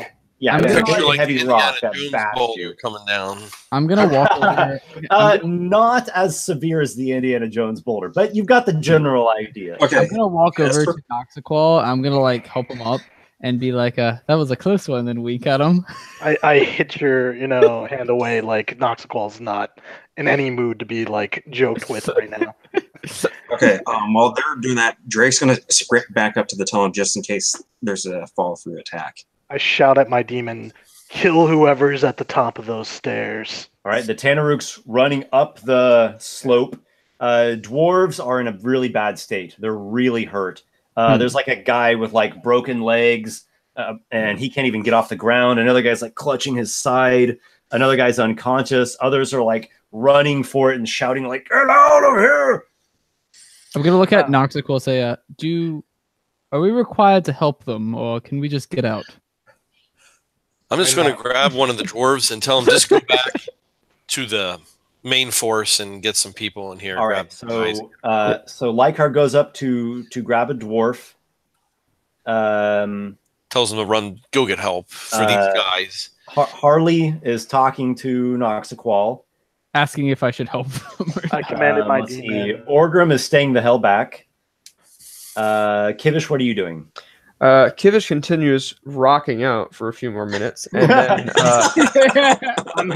then emerges. And once he finds a nice solid footing, he's going to give a stony gaze to anyone around. And then realizing that nobody's coming to attack, he's going to go and how many of the dwarves look seriously hurt, like unable to walk under their own power? 3. All right, then he will give 2, 1, and 1 of his Balm of the Summer Court dice. Okay. A worth of healings. The first one, the most seriously injured one, is going to end up a total of 6 and 6 temporary hit points. The second one is going to get another 6 plus 6 temporary hit points. Okay. Because Nyarlathotep has favored me. And then the third one is going to be 3 and 3 temporary hit points. Take the edge off. Yeah, hopefully enough for them to walk out of here so that we can kind of regroup a little bit and then recommit to the... Well, Lykar is pissed now. He's marching. He's going to be marching right back up the thing. Right, so Kivish, and Lykar's helping dwarves. Kivish is healing. And let's see, who else we got? Harley, what are you doing? I'm just sort of like looking around, like very confused at whatever at all that happens. Like, so that was your demon, and you can like go into the wall or something. This is a very strange group here. Okay. Harley holds his ground and is a bit bewildered and befuddled. And Noxiqual, what are you doing? I'm setting my demon and I'm following it. And you're following the demon. Okay. Yep. Let's see if we've forgotten anyone else. No, Orgrim and the dwarves are just like Drake out of there. Drake. Drake. Okay. Yep. As soon as that rock stopped, he was bolting back up. I think he probably will beat the demon up there, but he's trying to get up there to prevent any fall through attack. Yeah. Very interesting. All right. So yes, you do beat the demon. And in fact, you are rounding the bend where you see dwarves getting ready to launch another boulder. Like it's like about ready to like go off of their lever thing. I'm going to shout incoming. Another one? And then shadow step right into them and start meleeing as quickly as I can on these guys. You've used your shadow step and you've dashed. So you're kind of like at the end of the line, but you've made it through the whole tunnel. Oh, I didn't think I dashed. Give me 1 second here. Let me look. I was the one that was dashing. Because you went back on last turn. Then you go back. And what's your move speed? My movement speed is 45. Okay, here, let me put this up so that way I think it'll be a little bit more clear. All right. All right, so okay. I was thinking you comes out the tunnel and ducks to the side. Yeah, you got out. And then you said your move speed is 40? 45. 45. Okay, cool. So that's like 45. Then jumping 60 is to here. And then another 45 is to like the end of the tunnel. Okay, so I'm literally at the end of the tunnel. All right, then I'm just going to be shouting incoming. Right when I hear the incoming, I'm running the other direction again because that was a close call. I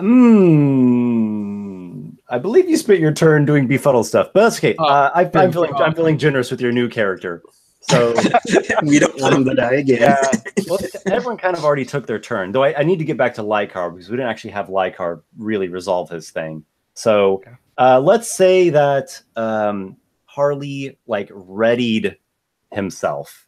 That's, okay, that's fair. Yeah, that's fair. So you start running back. Lykar, you said you're helping get dwarves out of there. You could make an athletics check. I didn't know he was going to heal the dwarves that couldn't move, but that's fine. Lykar's pissed. So he's marching back up. I'm going to see if Orgrim will come with me. I just tell him, trust me, and start marching up the tunnel. Wait for the boulder to come around. I'm just going to dimension door to the other side of the boulder at the end of the tunnel.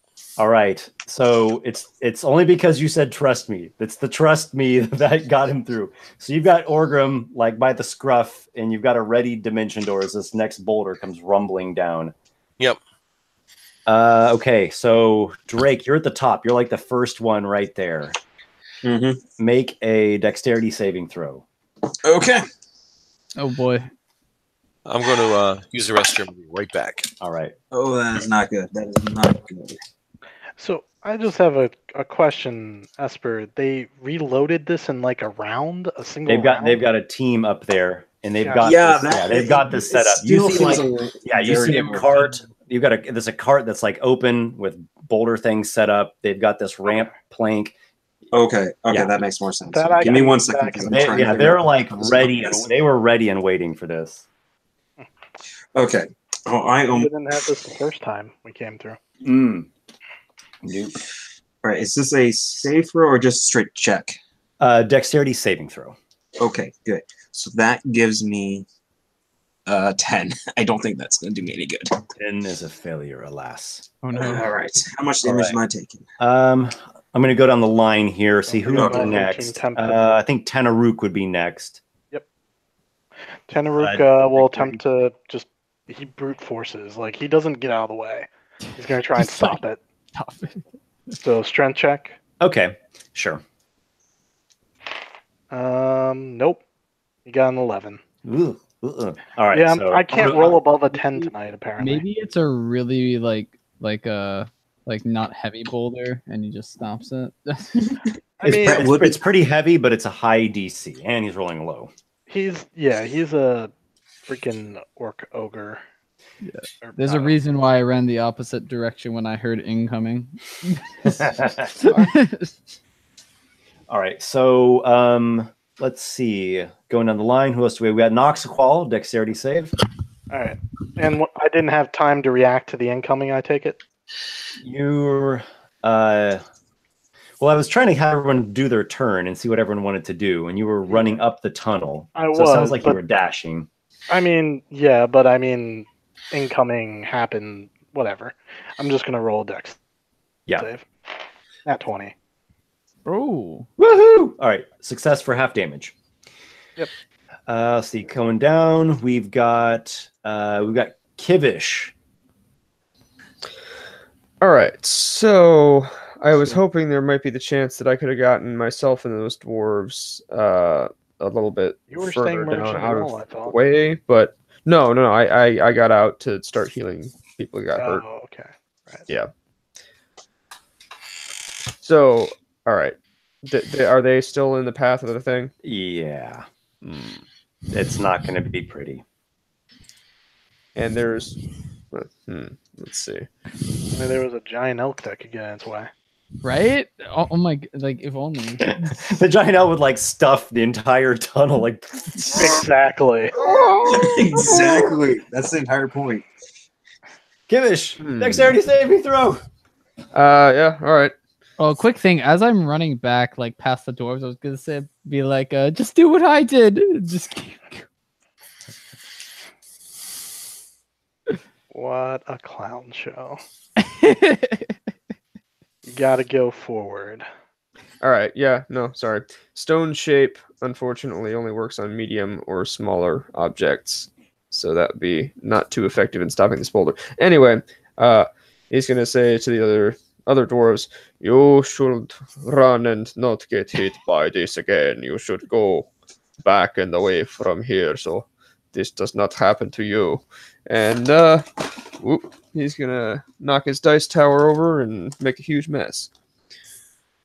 And then he's gonna roll and actually do pretty well because he's gonna get a 21. Success for half damage.